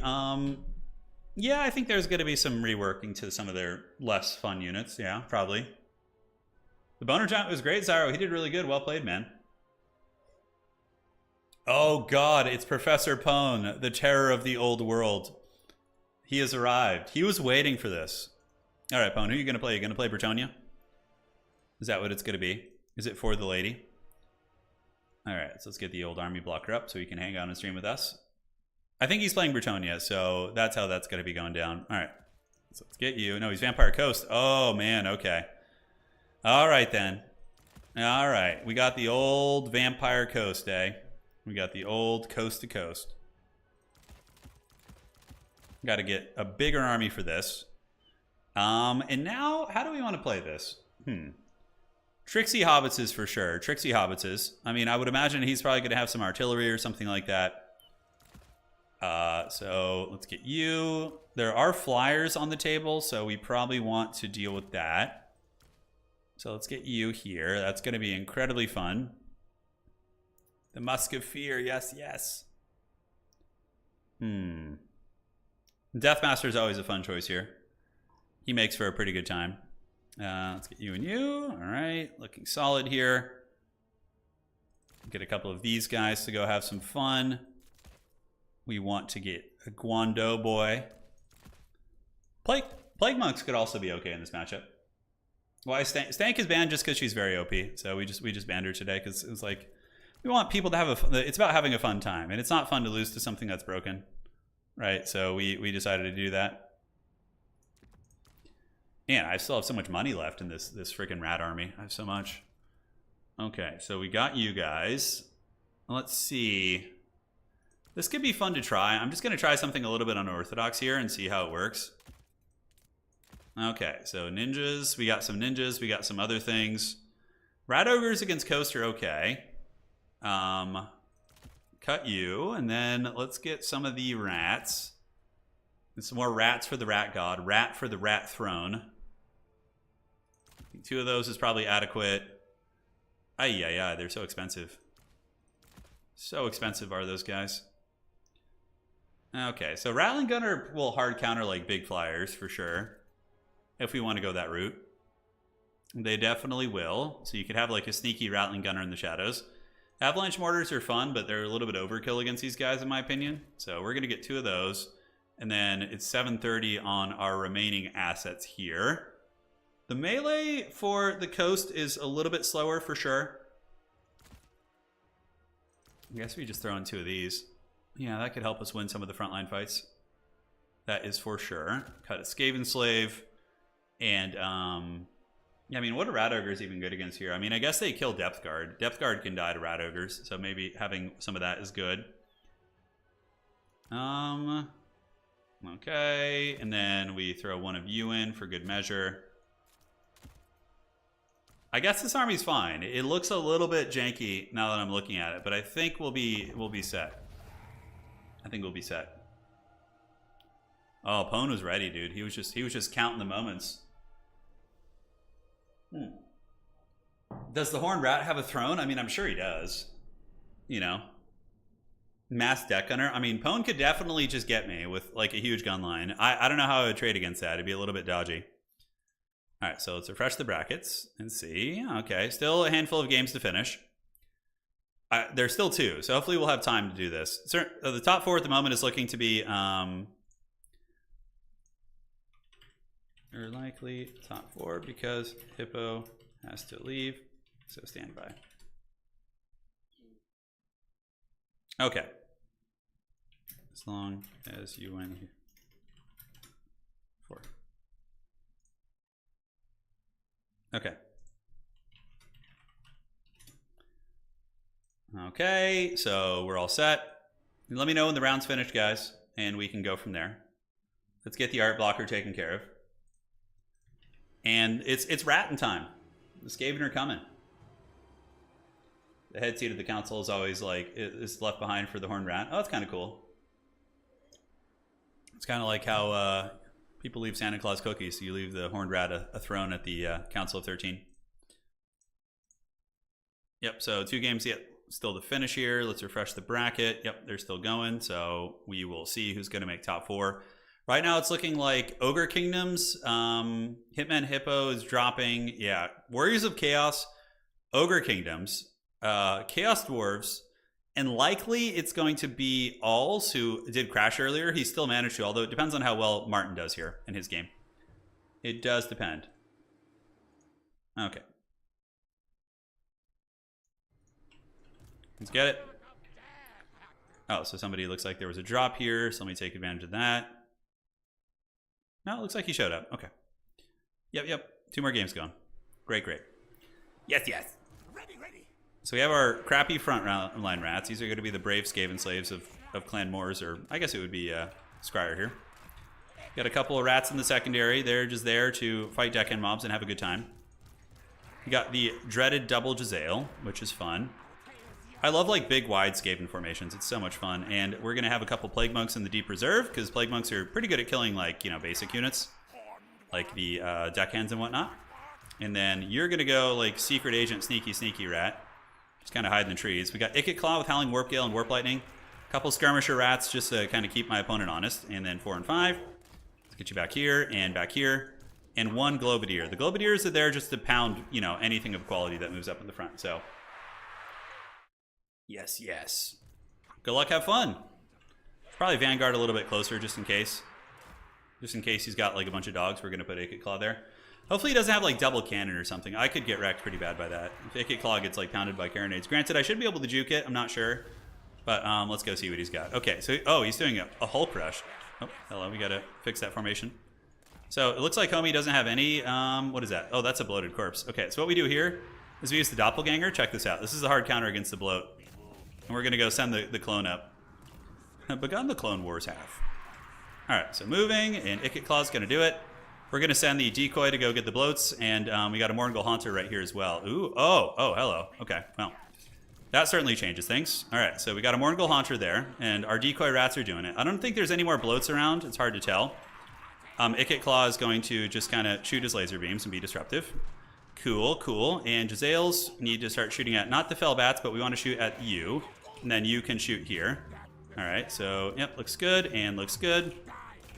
And it looks like Wraithstorm is coming down, and the Guando rats need to just kind of posture up and get ready to party. We did take down the Bloated Corpse, which is outstanding. Oh, we actually have Lamprey's Revenge over there. Okay. So Ikit Claw is going to do that, and we can get the little Ninja Star rats to kind of do their thing. Howling Warp Gale probably on the Fellbats would be good. So let's lock those bad boys down, and the Ninja Star rats can then just hopefully finish them off. All right, looks good. So he's doing like a very heavy sort of melee rush, yeah, which is cool. All right, so Howling Warp Gale stopped those Fellbats dead in their tracks. One of the Hulks is almost on deathbed here, and I don't know where he went with those other units. Yeah, those Morgul Haunters. Noctilus, we could try and run over with our Rat Boy here. Let's go ahead and do the Brass Orb right there, try and wear him down. Cool. So, yeah, he's running with a lot of his Hulks, which is a misplay. In my opinion, he needs to be advancing up with them and trying to get into my cookie jar here. But we do have the Guando Rats, so we're pretty well protected in the backfield, I would say. And yeah, Jezzail's are shooting the Lamprey's Revenge. The Doom Wheel is actually doing an exceptionally good job here. Let's get you guys going there. And we did see he has double Morgul Haunter, so I'm not sure where those homies are hanging at, but they're going to be around somewhere. So, all right. So, yeah, we get you guys back right now, and we do see a little Foul Summon coming down. So it's going to be the Deck and Mob here and here. So we can actually send the Plague Monks up and keep the Guando Rats back. And Noctilus is going to be shutting these down, so let's get the Plague Monks and get these rats kind of lurking back. So we're going to kind of posture back a little bit here.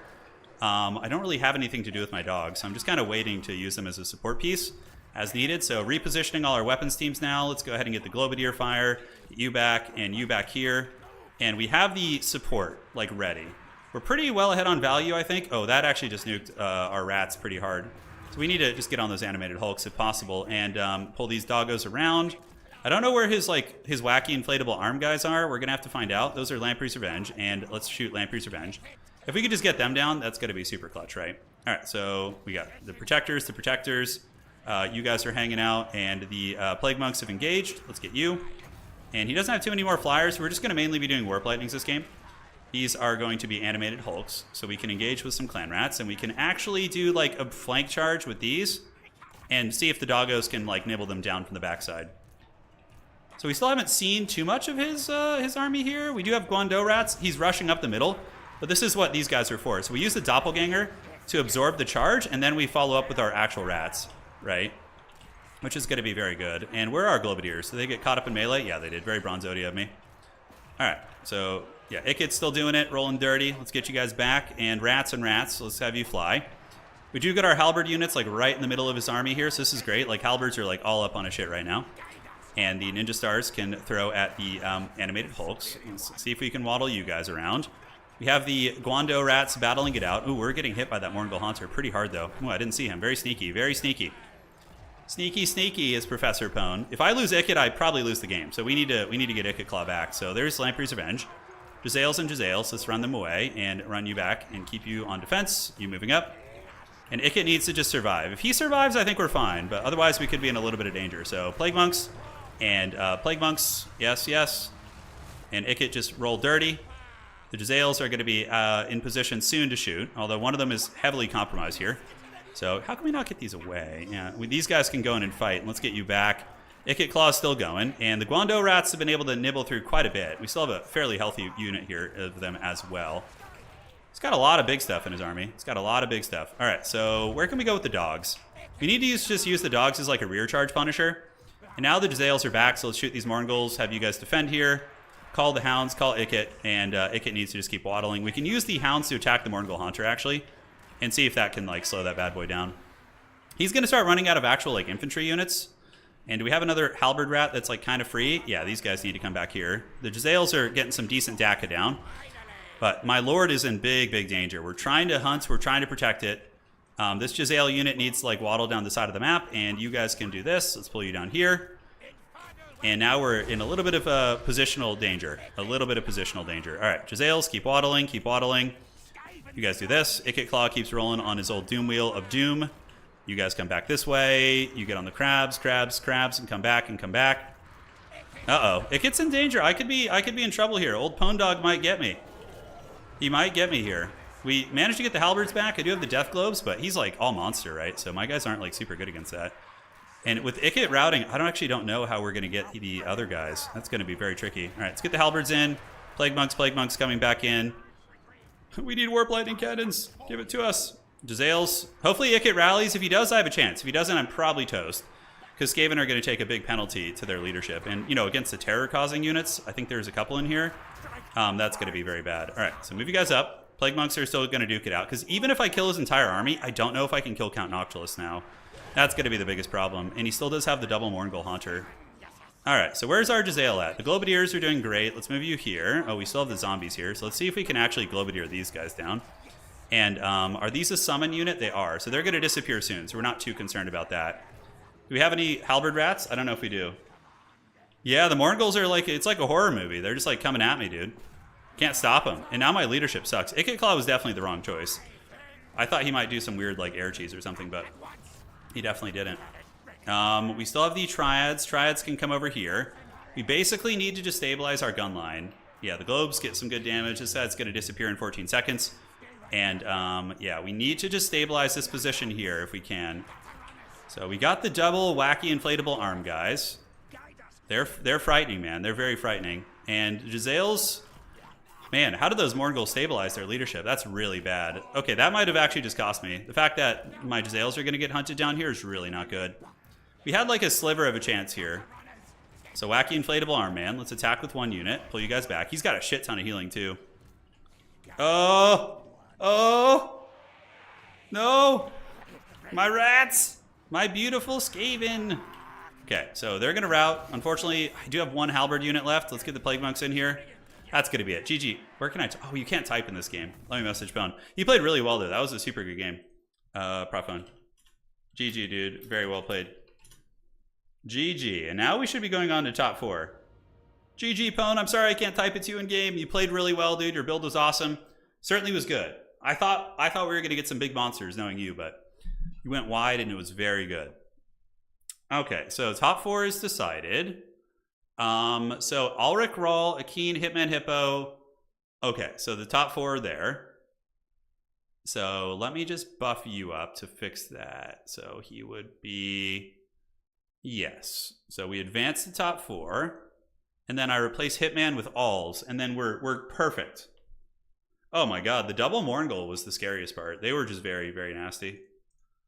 I couldn't deal with them. They were karate chopping me with their wacky inflatable arms. You did a monster build, but not big monsters. I thought you were going to do a crab or a colossus. That's usually more your style, is like the big cool monster. All right, so let me fix this. And Hitman Hippo had to drop. And let me check with him. Oh, hold on. I actually have to update this. So somebody forgot to report their score correctly. Curse the Baggins. So hold off. We're not in top 4 yet. Let's do this and fix that. No, that's the wrong one. So top 4 is not official yet. It didn't matter. Okay, so he's saying it didn't matter. Did it change any of the top 4 standings? No, it did not. His tiebreaker is a little bit too low. Okay, so we will go here. I didn't buy the chat DLC. No. I didn't, sadly. No, I don't have the chat DLC, ladies and gentlemen. Okay, so it didn't end up mattering.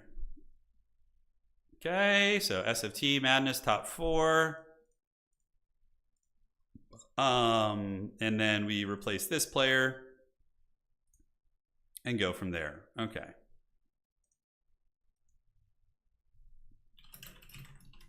Sounds good. Turns out he didn't. Okay, so Hippo can actually stay. He can actually stay. Thought it would still be fine. Okay, perfect. So the matches are set. So top 4 is going to be, so we got Stern Guard, versus Hitman Hippo. And Ulrich versus Akeen. Good luck, have fun. I will cast... Let's do the Chaos Dwarf versus Dark Elf game. Yeah, we could do Ulrich's game. I know both of them are in Eastern Europe with Ulrich and Akeen, so that could be a little bit laggy if I'm casting that one. So we'll cast the Sternguard game again. Sternguard. Okay, so let me talk to Hitman Hippo and the boys. Get the lobby code, and then we'll jump in and do this. So we're in top 4 now, ladies and gentlemen.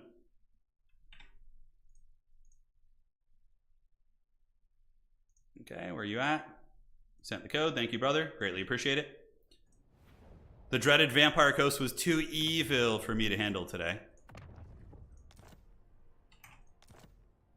What's the password? You and your fancy passwords, dude. Okay. I think we got that. Thanks for your patience, everyone. Did you see that there's a chat mod in the workshop? That's so haggard, though. It's like, you know, I don't want to like expect everybody to have a chat mod. Yeah, it's not that big of a deal. It's not worth running a mod for me. Yeah, this is Dom Tourney. Yeah, so we're in the top 4 now. So we got Chaos Dwarves against Bretonnia. Actually, it would appear, which is going to be fun. I'm wondering how the lady is going to deal with some of those scary trains. But we are in the Glade of the Ever Queen. The Glade of the Ever Queen. Yeah, Leviathans aren't bad. The Vampire Coast monsters, they're not bad. They can be very punishing against like against Skaven. They can actually be okay. They can be okay. Oh man! So in that last game against Pone, I almost brought 3 Stormvermin in my first build. I would have gotten massacred so hard if I did that by his like armor piercing. Oh my god, it would have been bad. I'm in the mood for turn-based Total War. You mean slideshow? You want slideshow casting? That can happen. That can definitely happen, my friends. Okay, so checking here. Yep, looks good. No drama. Top 4. All set, baby. And it is time.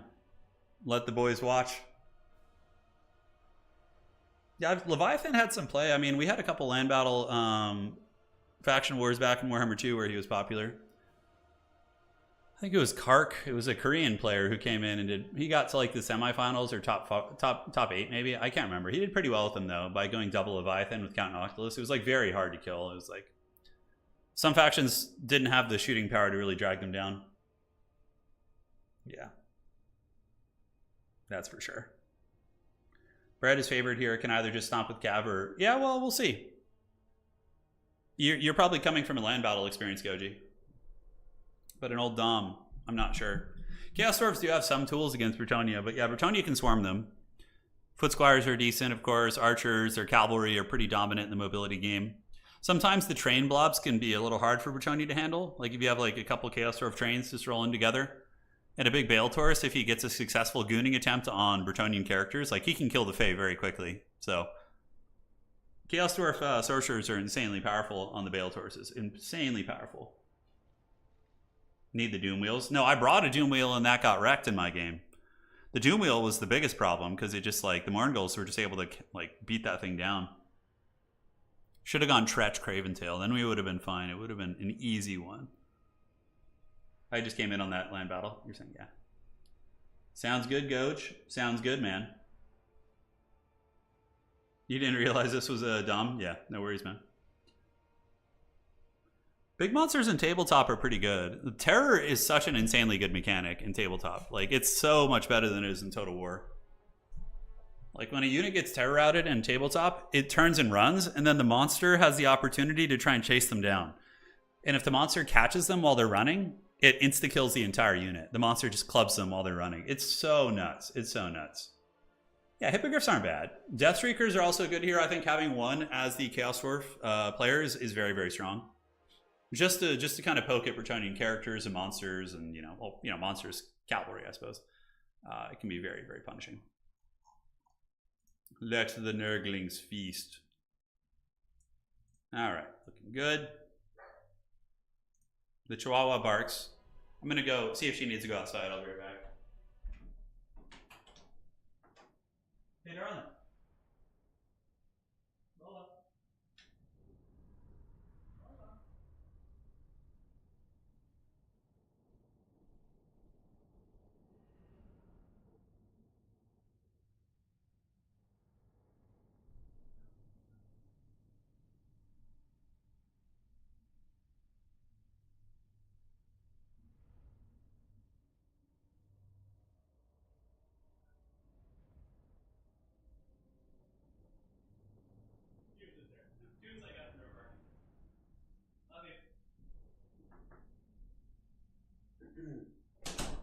Alrighty. How's the Empire feeling in Old World, says Goji. They're very good. They're very, very good. I mean, most of the factions honestly feel pretty decent. I haven't like found one that I've watched that just looks terrible, but yeah, we'll see. So looking at the forces of the Chawizar, it is going to be Chaos Dwarves. No surprises with the Blazing Beards of Basharik. So going to be trying to match the width of the Bretonnian infantry swarm out of the gates, which I think is a good call. We got 2 of those, as well as Infernal Guard with Fire Glaives. Oh, that's kind of neat. So yeah, these guys are theoretically good against Bretonnia, good at shooting down cavalry and, you know, various characters and whatnot, and also do have anti-large halberds in case they get dove by Cav. So we'll see how they perform, and it is going to be a single Death Freak with Astrogoth. Now, Astrogoth's a little bit cheaper than the big Sorcerer, and he's also not a bad fighter. So he can go fisticuffs with big legendary Bretonnian lords. Like, if you look at this, tiny, decrepit, old Dwarven Sorcerer. He's got 6,800 HP. Lewin barely has more than him, right? So it's very weird how that works. Like, if you were to take Astrogoth in Tabletop, like, he would probably have 4 wounds. And Lewin would have, like, 7 or 8. So Lewin should be much tankier. I think they need to, like, be careful giving these kind of foot characters that much HP. It's kind of a ridiculous thing, but it's not like he's OP anymore. He doesn't cause terror, Lewin does. So Lewin has a lot of advantages. Lewin has passive healing on top of that, so it is what it is. Now, looking at the Bretonnian army, it's going to be Henri Lamassif on a Hippogriff. Oh, that's cool. So he's got double big scary flyer with King Lewin, Grail Relique, peasant mobs, archers, foot squires to deal with the Chowie infantry and some peasant bowmen. Cavalry will be getting called in shortly after, I would imagine. That's pretty fun, man. That's pretty fun. So the Chowies are going to be waddling up. We see the Hobgoblin Cutthroats preparing for battle. Hitman Hippo lurks with King Lewin Liancourt. The mighty King of Bretonnia is there. And he's coming for blood, man. Yeah, Lewin's a really good character. He's got many of the things that make monsters good. Healing, good dueling capabilities, mobility. He's got ward save, regeneration. I mean, he's probably one of the better monster characters in the game. Like, I suspect that when the Empire gets reworked in Thrones of Decay, Karl Franz will be more in line with King Lewin. Now, Lewin should objectively be a slightly better fighter than Karl. No, well, yeah, a better fighter than Franz for sure. Because Lewin is a Grail Knight. He's got the Jesus juice flowing through him. He's been sipping that wine, you know. But Franz, you know, thematically speaking, is kind of like the incarnate of Sigmar in Sigmar himself. He also wields one of the most powerful rune weapons of the old world, the Warhammer itself, Galmaraz. So that's where Franz kind of like would get equalized a little bit in that situation. But yeah, you're gonna get it. Question from chat: is Empire in the old world less advanced or similar to the Empire in fantasy? It's pretty complicated. Empire is a mixed arms faction. Like, none of their units are individually like super powerful, so you have to really synergize things to make them work well. Except Demogryph Knights. Demogryph Knights are the best unit that the Empire has in Tabletop. They're insanely. They crush Chaos Knights. They just run over most enemy cavalry. They can wreck infantry. They're just super, super good. So yeah. Lewin, I don't know if he's immortal. Because Lewin, he might be. I'm not sure exactly how it works with Grail Knights and things like that. I'm not 100% sure. Nonetheless, objectives going to be opening up in 30 seconds here. You can see they're going to be unlocking in 24 seconds. Astro Chad is going to be hanging down in the low ground. Look at him, this little gremlin. I mean, I guess it makes sense that he's tanky because Astrogoth is like turned to stone to an extent. Like, a lot of his body is stone. That's why he needs to use this thing to carry him around. So, you know, he's got that going for him. So I guess that should be reflected in armor, though, not so much in HP, but to each their own. So Lewin and the Hippogriff are going to be chasing Astrogoth back. He's going to be fleeing because he does not want to get 2v1 by those big boys. Bretonia's front line, peasant mobs with the Grail Relique, going to be putting up to 51 leadership and ITP, which is very good. And on top of that, peasant archers are going to be excellent against any of the bull centaurs that get called in to inevitably counter the Chaos Knights. And the Death Freak rocket launcher immediately getting a big hit on Lewin. That thing is very scary. And it seems that Sternguard is very, very on top of guarding it, right? He's got the Infernal Guard Fireglaves back there. He's not going to be letting anything get to it super, super easily. Bretonia, I would wager, is going to be calling in a bunch of cavalry soon, so we'll probably see some Knights of the Realm. Well, not Knights of the Realm, maybe Questing Knights would be good here. Deathstreak hits Lewin. No, he dodges that one, so very fortunate. He's got the moves, dude. He gets in. Yeah, he's Cotton Hill, dude. That's the best. Yeah, he looks like Cotton Hill from King of the Hill. Yeah, he lost his legs in Nam, apparently, or his shins or ankles or whatever it was. But it is soon to be battle. Bretonia does initially claim the objectives, but the Chowies are going to be moving up with the ferocity of Hashut. Colin in the back is going to be Knights of the Realm immediately going into Lance formation. And, oh man, this is the most inaccurate Death Streak I've ever seen. It missed its last 2 shots. Normally they never miss. Granted, it's good to see that they can miss. And look at that. Oh, that's a cool spell.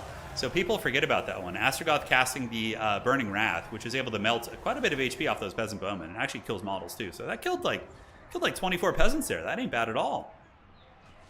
So the Chowie probably going to flip the point unless Bretonnia is able to get some Foot Squires up. You see the 2 Bretonian characters going to be hiding in the back, trying to stay out of range of the Death Streak. You can see they're moving out of its maximum range. Meanwhile, on the flank, we got Knights of the Realm coming around, so they are going to be met by Bull Centaurs with Grey Opens. Now, Bull Centaurs will win that fight. Knights of the Realm, if they get a square charge on them, will do some good damage, but overall, the Bull Centaurs are going to be, happy to take that fight if they can get it. Peasant Archers shooting away into the Infernal Guard Fireglaves and some of the more elite units in the secondary. We have yet to see the Foot Squires engage, but now it's going to be going down. Will Lewin engage with the Blob here? It looks like they're going to be diving the gun unit. The Fireglaive is ripping some excellent shots. Sterngard is playing very, very well today. He's playing top-tier players, and he's just making these Chowie look very, very strong. So they decide to go after the Fireglaves, which is a bold strategy, Cotton. We'll see how it works out for them. The Fireglaves, of course, are anti-large fighters themselves. Death Streak Rocket Launcher. Man, Henri Lamassif getting crossfired. The Infernal Guard Fireglaive line doing some brutal work. And then we do see the Bull Centaur Render coming in, the Big Chad. And honestly, this is looking pretty bad for Bretonnia out of the gates. They've made some blunders, and the Chaos Dwarfs have certainly punished them. And we do see the Knights of the Realm surging across to try and help the King of Bretonnia and Henri Lamassif, who does get a fat regrowth, but he's probably just going to shatter. He's taking way too much damage. And Lewin is fighting here. Bull Centaur Renders have a full surround. Bretonnia needs to micro some of its cavalry to get around the side to come help here, and their Peasant Bowmen if they can, but it seems like their front line is under so much pressure and duress. Astragoth is in the backfield basically just killing off the archers, and there's not really much that can be done against them, right?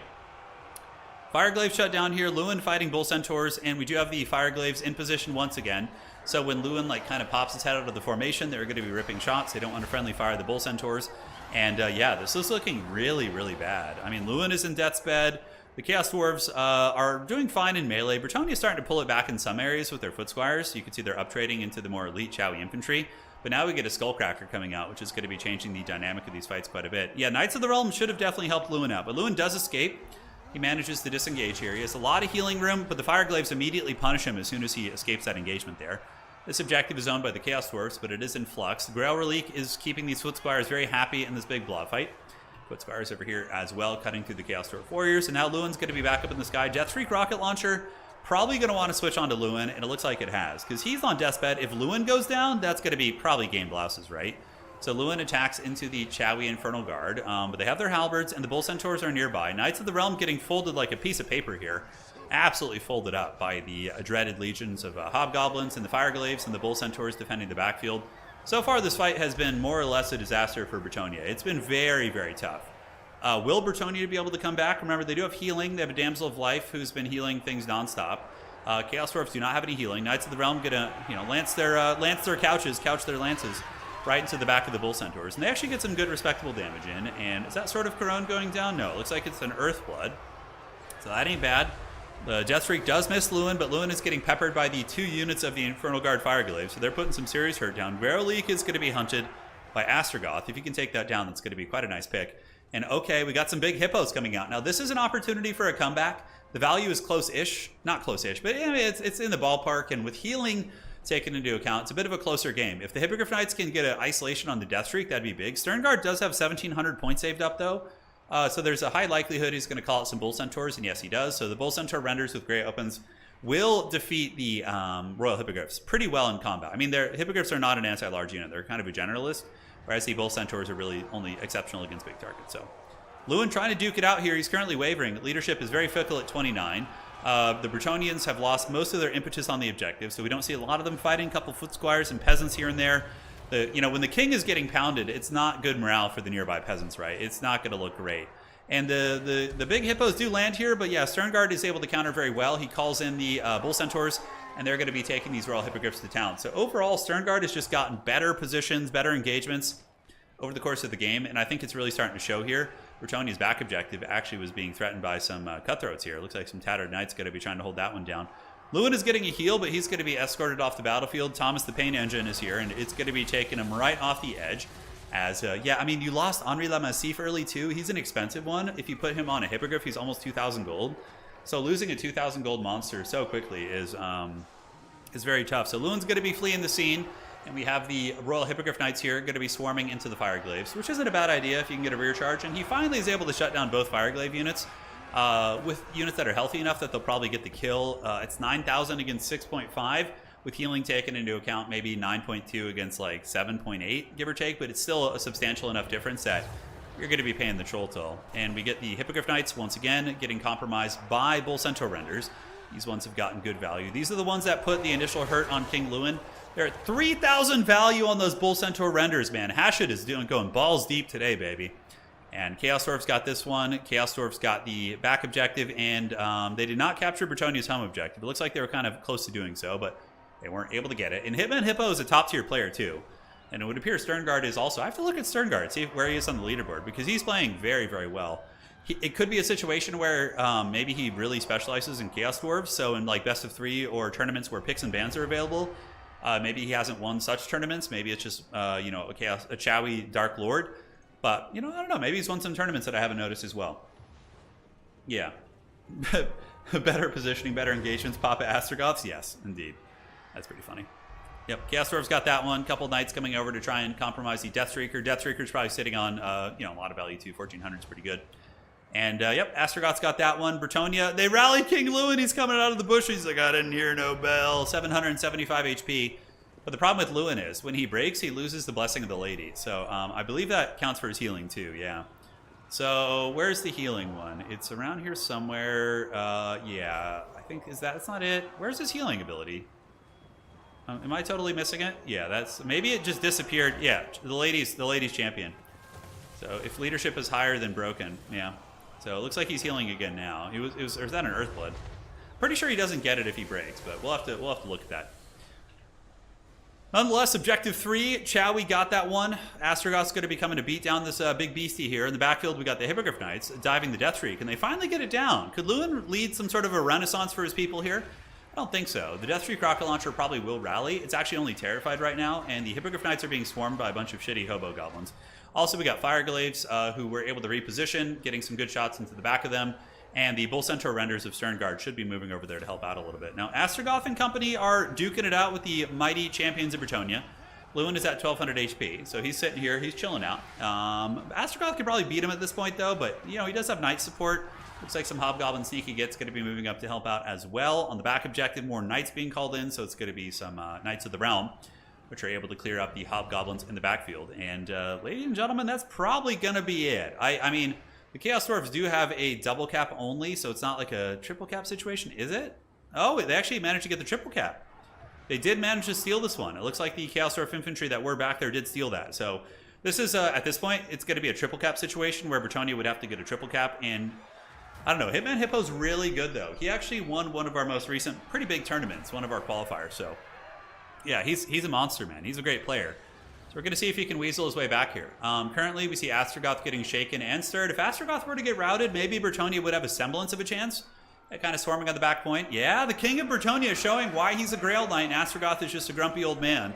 So Astrogoth's going to be fleeing. I mean, he's a Grand Sorcerer of Hashit. It's still a very powerful title, but yeah, he loses Ward Save and Healing when he breaks, yeah. He disappoints the lady, but I feel like the lady would see this and be like, all right, man, that's kind of impressive. You come back and, you know, you've done well for yourself. So big misplay with the Knights of the Realm. They miss their charge, so they don't get their fat charge bonus of 91, which feels really bad. You should definitely turn off Lance Formation when you get caught in melee if you don't get the charge. Otherwise, their melee defense is going to be in the pits. But yeah, the Bull Centaur is just giving those guys the absolute dirty, which is huge. Astrogoth actually gets killed, and Bretonia is surging back, man. They're coming for blood. They're coming for blood, but good luck getting that back objective from the Chowie. The Chowie can just anchor down on objective number 2 if they want to, and probably hold that. This one's going to be flipping for the lady. And Astrogoth has actually been killed by the Grail Knights. Oh, the Grail Knights in the 4th quarter. Look at that, man. They're back. Okay, he called in some heavy hitters. And the Grail Knights do have 1,700 HP. And Grail Knights are more than up to the task of killing Bull Centaurs. These Bull Centaurs are going to be swarmed for the lady. They get in there. Big charge. You see the Bull Centaurs being routed into the Shadow Realm. We were counting Hitman Hippo out, including myself. I thought this game was very over. But when Lewin came back, he rallied the troops, and he was able to get some good work done. So Lewin entering the battlefield again was huge. That was absolutely huge. So Bretonia gets the double cap. They got this objective. Their back point's going to be resecured by some of the peasants, and it looks like the knights are going to be trying to circle around and maybe get on the objective and start fighting there. It's hard to say. He has a little bit of time to work with. He doesn't need to rush. So Knights Errant, Knights of the Realm, and the Grail Knights are also coming from the other side. If they can get a big surround on this Bull Centaur unit and just hammer them down, that's going to be extremely good. Yeah, King Lewin put that on his back, because without Lewin, they couldn't have killed Astrogoth there. Astrogoth would have just anchored that point and probably would have been a problem. But yeah, the big surround, the Grail Knights move in, as well as the Knights of the Realm. We see the Bull Centaur Renders taking a little bit of damage. Knights Errant retreating, and we have more Knights of the Realm, more Foot Squires, more infantry all over the place. And the Chowis are just going to anchor down on their last objective. It's all they can really do. In the back, we see Collins, Chaos Dwarf Warriors, Hobgoblins. It's all hands on deck. These Bull Centaur Renders have a lot of work cut out for them.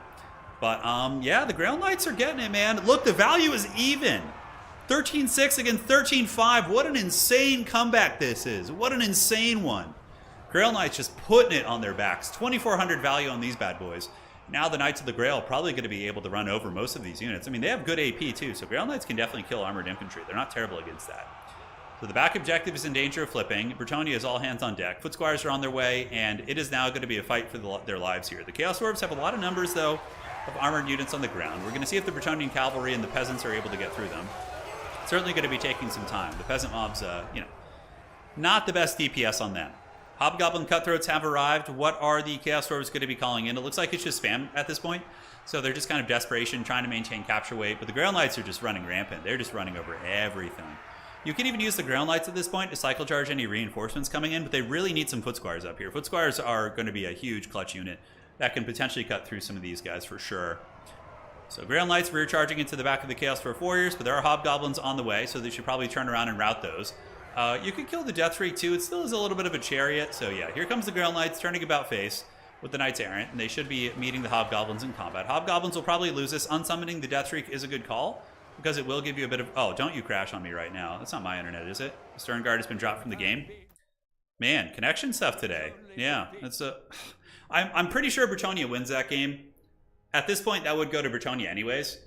But yeah, it's unfortunate that we've had a couple drops today, but it is what it is. But yeah, Bretonnia wins that. Like, they have Grail Knights and a bunch of cavalry, Foot Squires arriving, more infantry coming with capture weight, and you know the Chaos Dwarves are just spamming. So I am like 90% sure that Bretonnia wins, because with that Grail Knight, it's just going to cycle charge and kill everything with rear charges.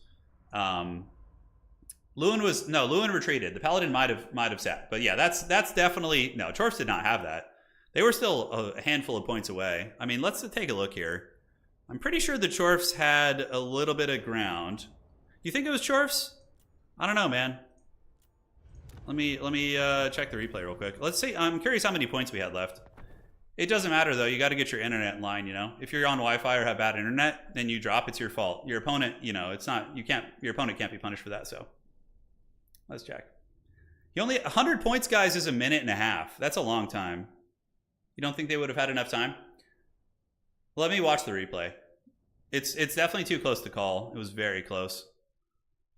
All right, so let me check here. Yeah, Sternguard's not even online right now. It looks like his internet went fully out. Yeah, we'll check. So yeah, 100 points is a long time. That's 140 seconds. It's almost 2 minutes more of fighting. Foot Squires arrived against Dwarf Warriors. Peasant Archers, yeah, there was a lot. It would have been pretty close. Would have been pretty close. No, definitely not a rematch. That was you know, too good of a game to rematch here. Yeah, you can't. The tournament rules state that if you drop in the late game, unless it's very obvious who is going to win, it goes to the person who didn't drop. So hopefully people will just fix their internet. Hey boss, you'll likely get the win there. Stand by.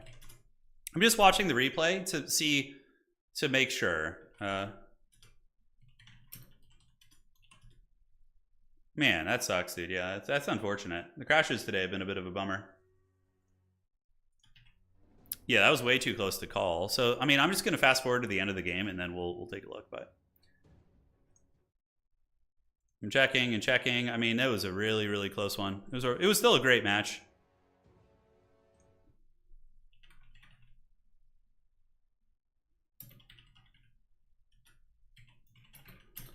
Chatting with the players real quick, and the Hippo.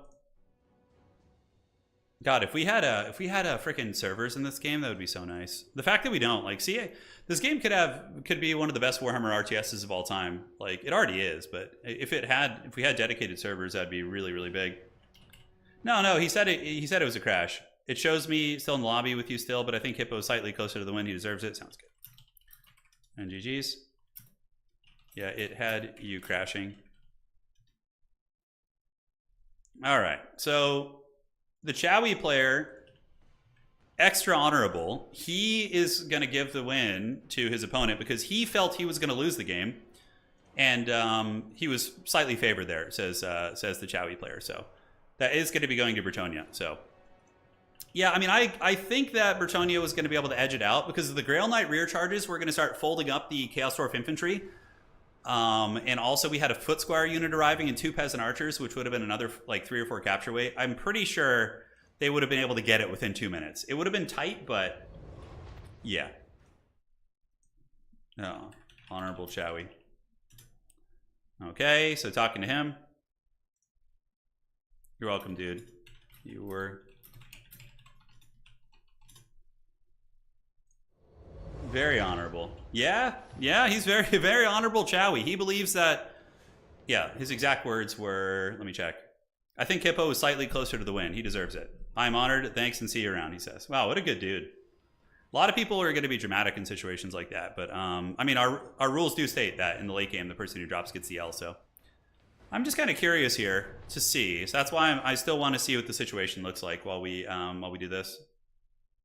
All right, so report.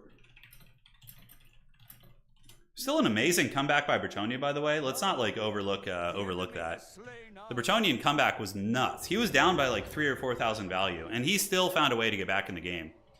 That was one of the best games we've had in ages. If the crash had not happened, 100%. Small man, big heart. Yeah, absolutely. He did great. Okay, so here we are. This is like the final push here, and then he's about to crash. Okay, so looking at the objective here, I'm going to go ahead and put in a normal speed. So we got a Chaos Dwarf Warrior units, 2 of those. Bretonnia has a Grail Knight, Peasant Mobs, and Knights Errant, Foot Squire, and a couple more units. This wave of units would probably make it to the objective before it ends. The archers would also get in range to shoot. The problem is for the Chowie guys in this situation is that the Grail Knights and Knights Errant, look at the pool. The Chowie have no bank whatsoever, none. Like 200. So every unit they're going to be sending is going to be a shithouse goblin, maybe a Chorf warrior or a hobgoblin. So what a Bretonnian player is going to be doing in this situation is they're just going to use their Knights Errant and Grail Knights to just kill any reinforcements, probably just the Knights Errant. And the Grail Knight can bounce back and forth in rear charge. And when the Foot Squires arrive, they start clearing this off. And then Peasant Archers still peppering. These units arrive. It's very close. But I think Bretonnia edges it out at the end. But even still, it was a really good match. And yeah, the Chowie player was a true Chad. He was. I'm sure he'll be back for our future events. So we got Ulrich Rahl versus Hitman Hippo. Bretonnia versus Ogre Kingdoms in the grand finals. That's kind of fun. We haven't had that in a while. Turn finals. Please, for the love of God, no lag today. Come on. All right. So let's do this. And we will get Hitman Hippo. And let's get Ulrich. Okay. Please, no lag. Ulrich does have some lag issues. I'm hoping that it won't be a big problem there. And it's go time. The point cap is, yeah, the point cap is 1,500, correct. So, but each point is like one, so you get 1 per second on one objective. So it'd still be almost 2 minutes of holding, which is a long time. Yeah, good sportsmanship for sure. So I know what Chaos Dwarf player I'll be inviting for a Domination Faction War, that's for sure. All right. So looking around here. And we're in the grand finals. It's going to be domination mode, obviously. And the map is going to be... How much better has this been without Ostankya, by the way?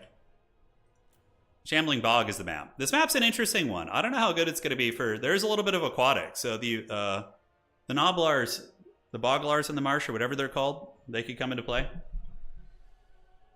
Yeah, it was fun. What is this? What patch are we in? The Shrek meta was kind of terrible. It was.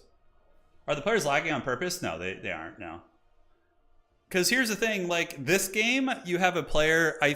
This is a player who Ulrich Rahl lives in Russia, if I'm not mistaken, and Hitman Hippo lives in like somewhere in the United States, and it's a peer-to-peer connection. The players might already not have the best internet. Like it's pretty janky. You know, it's pretty janky, but.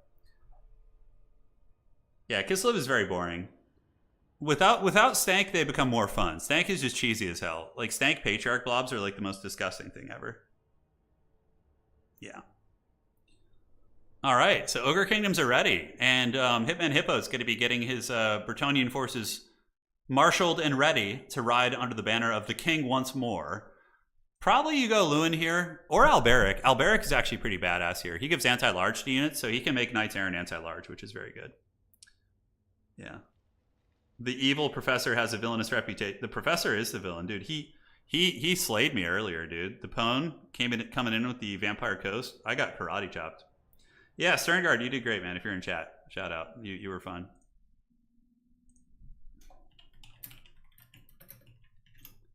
He hasn't played a whole lot, but yeah. That was like, I feel like Chaos Dwarves, I mean, their win rate is what?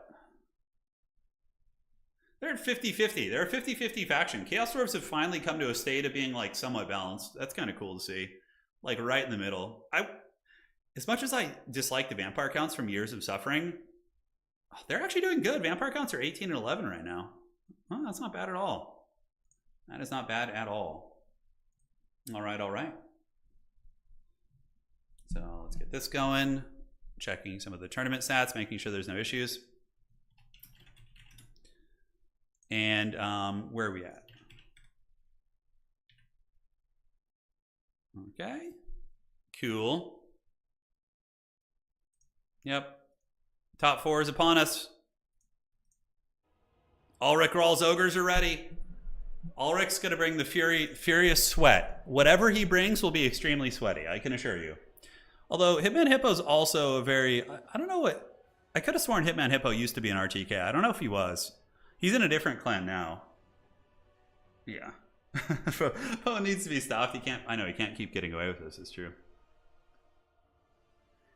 So you know there is often that discussion about CA releasing OP content, and then there's the argument that Creative Assembly releases overpowered content to sell more. I personally am of the opinion that it's not an intentional thing by them. I think it's more just like they're not in tune with balance. Like I think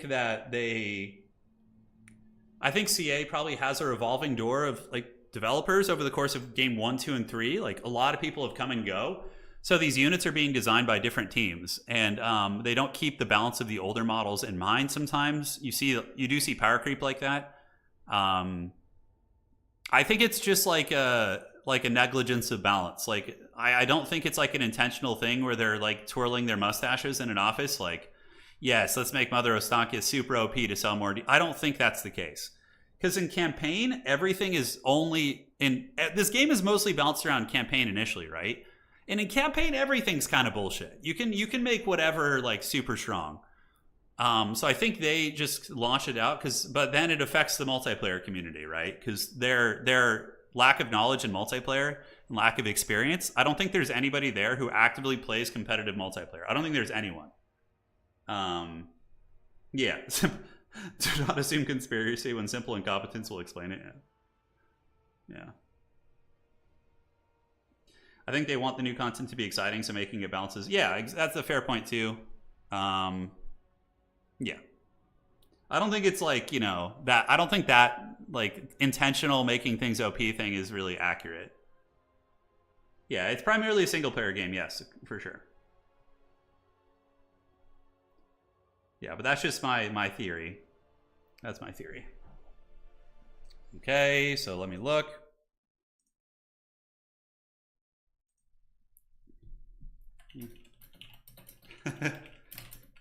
It's funny. Yeah, I'm like, now I just told Sterngard, I'm like, now you have a reputation to uphold, dude. Every time you play, you got to you gotta uphold that reputation. Yeah, the Chowie's our overlord. Yeah, it's fun.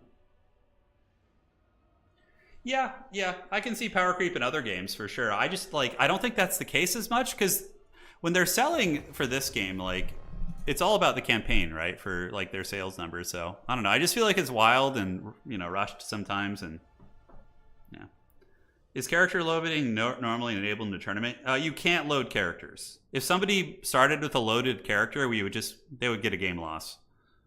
It's not supposed to be on, but it's not a big deal as long as you don't do it. Whatever. Can you, like, when you load a character from campaign, can you load their items? Does it come with their items that you have and everything like that? Yeah. Yeah, I wonder if you can. All right, so Fey Enchantress, double Paladin. So the classic Mortis Engine healing. Mortis Engine isn't great against ogres, but she's still good because of her debuff. So she lowers melee attack and can get rid of Nobblers with her AoE. Was that a double Grail Knight opening I saw? Oh, that was pretty exciting. Oh yeah, dude. That was very hyped. That was very, very hyped. All right, guys. So for the lady, it's going to be the Fey Enchantress, double Paladin, Grail Relic. Frontline is going to be actually men at arms with shields. So probably expecting a Nobblar frontline. He's going to be putting the shielded units out front and then using the halberds in the secondary with the Grail Relic. So that's cool. On top of that, Knights of the Realm and a Grail Knight. Grail Knights are so freaking cool. They're so cool. Yeah, the guy that I believe spearheaded domination mode, he's really a cool guy, but he doesn't work at CA anymore. Yeah.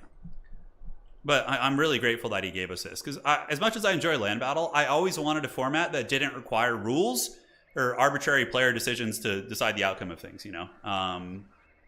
Yeah, it's tough, because making rules calls on very tight situations is like the worst feeling ever. Like, yeah, it doesn't feel good. Like, to have a true RTS competitive experience, I feel you can't just have the community making up rules. I mean, unless there's, that's not truly fair, but like, I always wanted there to be kind of if we had gotten servers, that would have just been the full icing on the cake. All right, so we got Fey Enchantress, double Paladins, and it's going to be Men-at-Arms with Polearms in the secondary and Grail Knights as well. For the Ogre Kingdoms, the Great Maw. It is going to be Leadbelchers, probably my favorite unit on the Ogre roster. I love Leadbelchers. We have a Firebelly, okay. A Firebelly with Burning Head, and a Slaughtermaster with Troll Gut. So a little bit of a dual spell tech coming in here from Ulrich Rahl. And he does have one of the better anti-large cavalry in the game, is going to be the big Sky Striders. Did I miss something, Hammond? Did I miss something? Did you donate? Let me check. I don't have Streamlabs open right now, so I probably missed that. Let me check. I got you, brother. Let me pull this up real quick. Totally forgot to log into that today. So my apologies if you guys have donated through Streamlabs. I'm just getting this real quick, and then we'll get back to the action here. All right, come on, hurry up. Hurry up here. Yeah, so my apologies, brother. Okay. So we do have a donation from Hammond. What are your opinions on Mother Stank being the only Hag Lord? I think that's probably... It's kind of cool from a lore perspective, because thank you, Hammond, again. Mother Ostankya being the only Hag Lord is kind of a neat thing to an extent, because it's like she's like the mythical, all-powerful Hag Lord of Kislev, but yeah, for campaign, I mean, it would be cool to have like basic ones as well. It's kind of a little bit ridiculous for Kislev to, have, boyars following her around and stuff, but yeah. Nonetheless, my friends, for the Ogre army, we do have the Sky Striders. It's going to be a Slaughtermaster of the Great Maw and a Firebelly, Leadbelchers, and Ogre Bulls. So very standard, a little bit of shooting, double Leadbelcher actually coming out. I suspect we're going to be seeing some Iron Guts as well. Just the fact that they're armored and durable really makes them crush pretty well through Bretonnian cavalry if they have a little bit of support from Nobblars and things like that. So yeah, Bretonnia is going to hide in the forest, and then they're going to advance out when the objectives open up. So the reason why Bretonnia is hiding back here out of the gates is to prevent them from being shot by the Leadbelchers until they absolutely have to. So they're going to move out now, and they're going to start getting shot. But if you had advanced up, you're basically fighting for the real estate while it's not even available, and then you're just taking free damage from your opponent. But it still will give the Ogres a triple cap jump on them, which is a very scary thing. I mean, Ogres are really good at wrestling on objectives, so Hitman Hippo could be in a little bit of danger here. We'll have to see. The Great Maw hungers, and the Great Maw hasn't made it to the finals of one of our SFTs in quite some time. Granted, it's also been some time since we've had an extremely high-level player like Ulrich Rahl playing on them. Like, we saw a lot of the high-level sweats start dropping the Ogres in favor of other sweaty factions. But yeah, we'll see.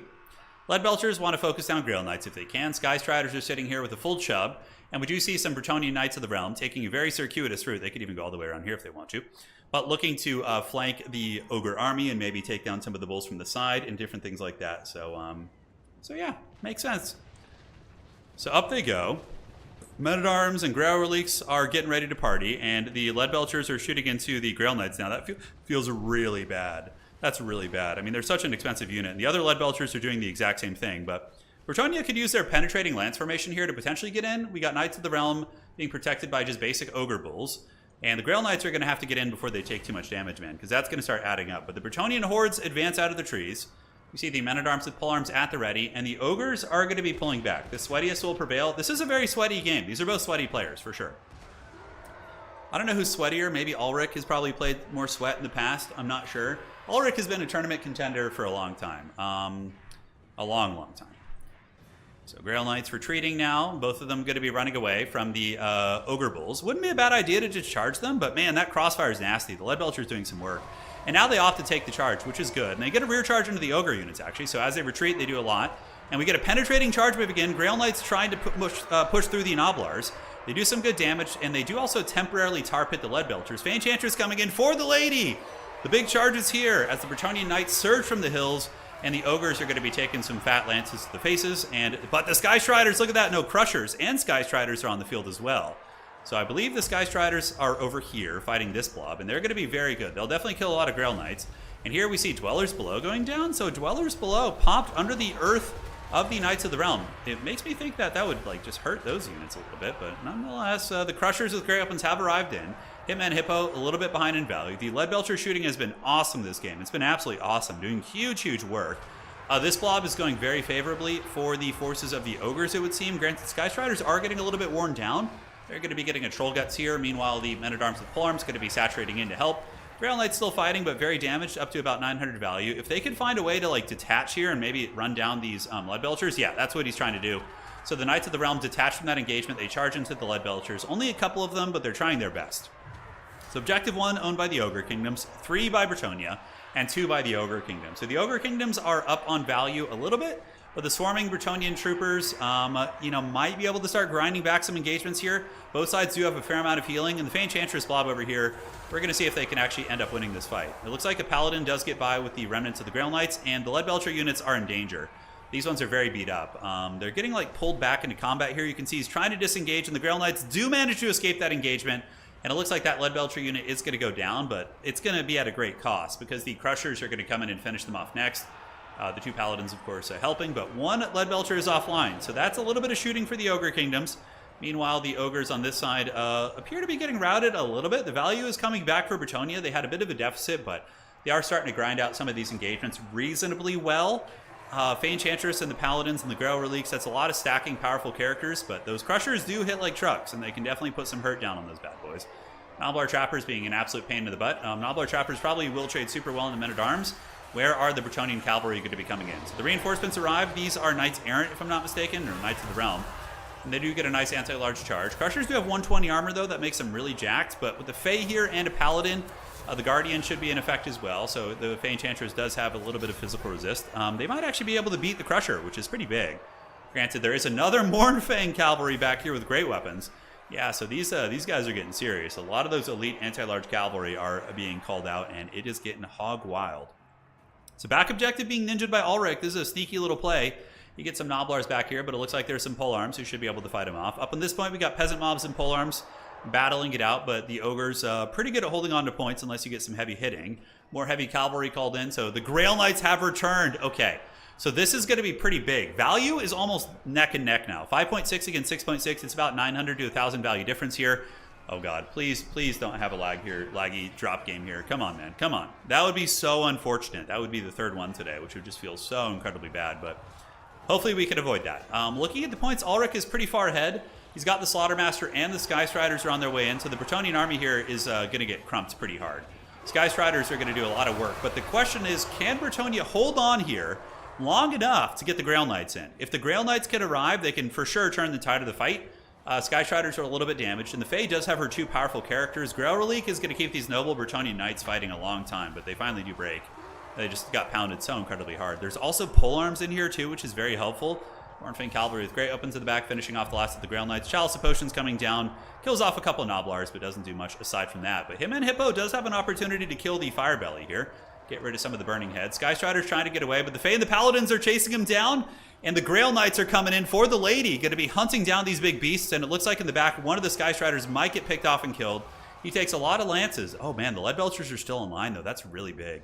Hippo needs to find a way to shut these things down, man. They're a big problem. Oh, beautiful play by our Ogre player.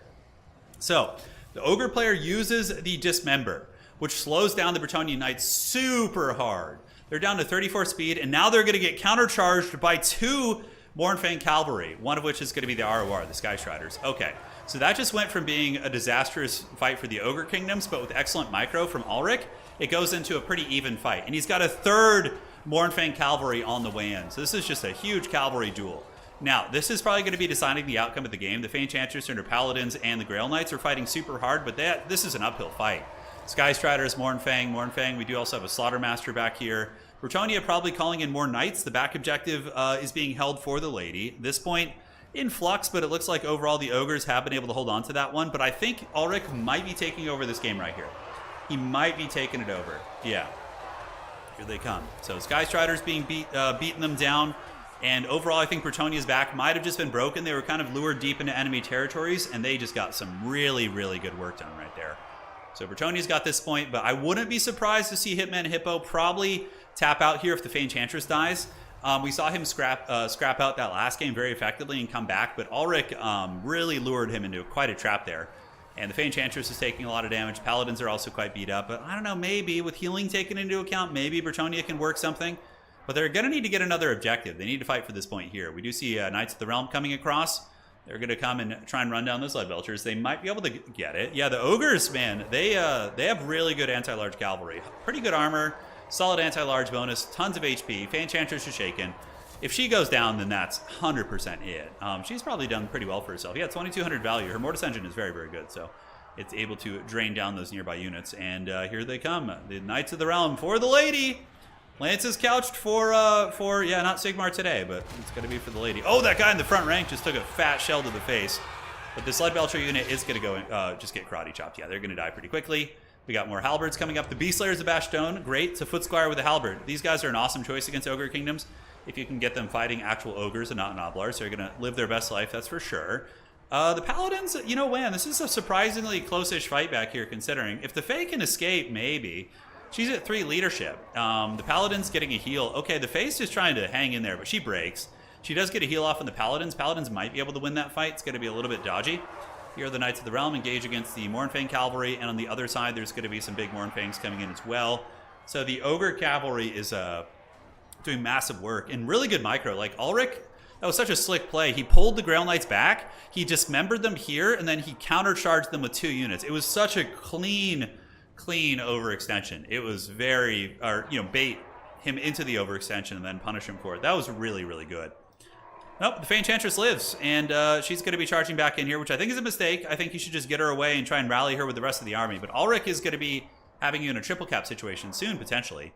Yeah, like if the Fey Enchantress escapes this and rallies back here, maybe she can help hold the points, and you could get back here. But this is now a triple cap situation, so you would have to triple cap Ulrich, which is not going to be easy by any stretch of the imagination. Fey Enchantress and the Paladins duking it out over here. She's got her unicorn out for the Lady. I guess she is the Lady, technically, sort of. She's like the manifestation of it. 200 HP, negative 33. She's going to be routed, and that is it. He taps out. The Ogres have won today's tournament. GG. Well played. That was a good game. That was a good match. I'm glad we ended today's tournament on a very positive note. It was a very good game, very solid back and forth between those players. And Ulrich comes in with the great mom, who hasn't, been making too many appearances lately and shows that they still got some teeth for sure. 1925, man, those Ogre Cavalry did so much work. And the Grails, 1600, and the other ones got 12. Yeah, they didn't quite pay for themselves. They got close to it, but they didn't quite get there. So that's it. GG, well played. Taking a look at the finals. Yes, that is. So Ulrich's going to be recording the score. And that is going to be it for today. The Ogres are coming to get you. And looking at the Ogre stats for the season so far, let's actually see. So Ogres are sitting at Yeah, 38% win rate. So it's not like they're, I mean, but they don't have that many games played. So take all this with a grain of salt. I still think ogres are actually very good. But, you know, they haven't been dominating like they used to. Like, you know, it's not like 70% like they used to have. So I think ogres belong at 50% in the hands of good players. But game ogre, man, game ogre. Yeah. That's right, Pone. He was inspired by you, for sure. In your ogre play. Yes. 100%. All right, guys. So if I could ask you for one more favor before we call it a day, please do drop a like on the way out. It keeps the old Haggard Total War engine going, you know? That's what you got to do. So if you can, please, it helps out quite a bit. Let's pump those numbers up, man. That's going to be it, because I'm going to have a bit of a shorter stream here today because I need to get some recording done. So I'm going to go record some videos and hang out with my smoking hot wife, all that good stuff. But once again, thank you all for joining. Congratulations to Ulrich Rahl and the Ogre Kingdoms for their glorious victory for the Great Maw. And that is going to be it, ladies and gentlemen. Take care of yourselves. We'll be back streaming tomorrow, and that, I think, covers everything. GG, well played. Adios, do widzenia. Appreciate you all.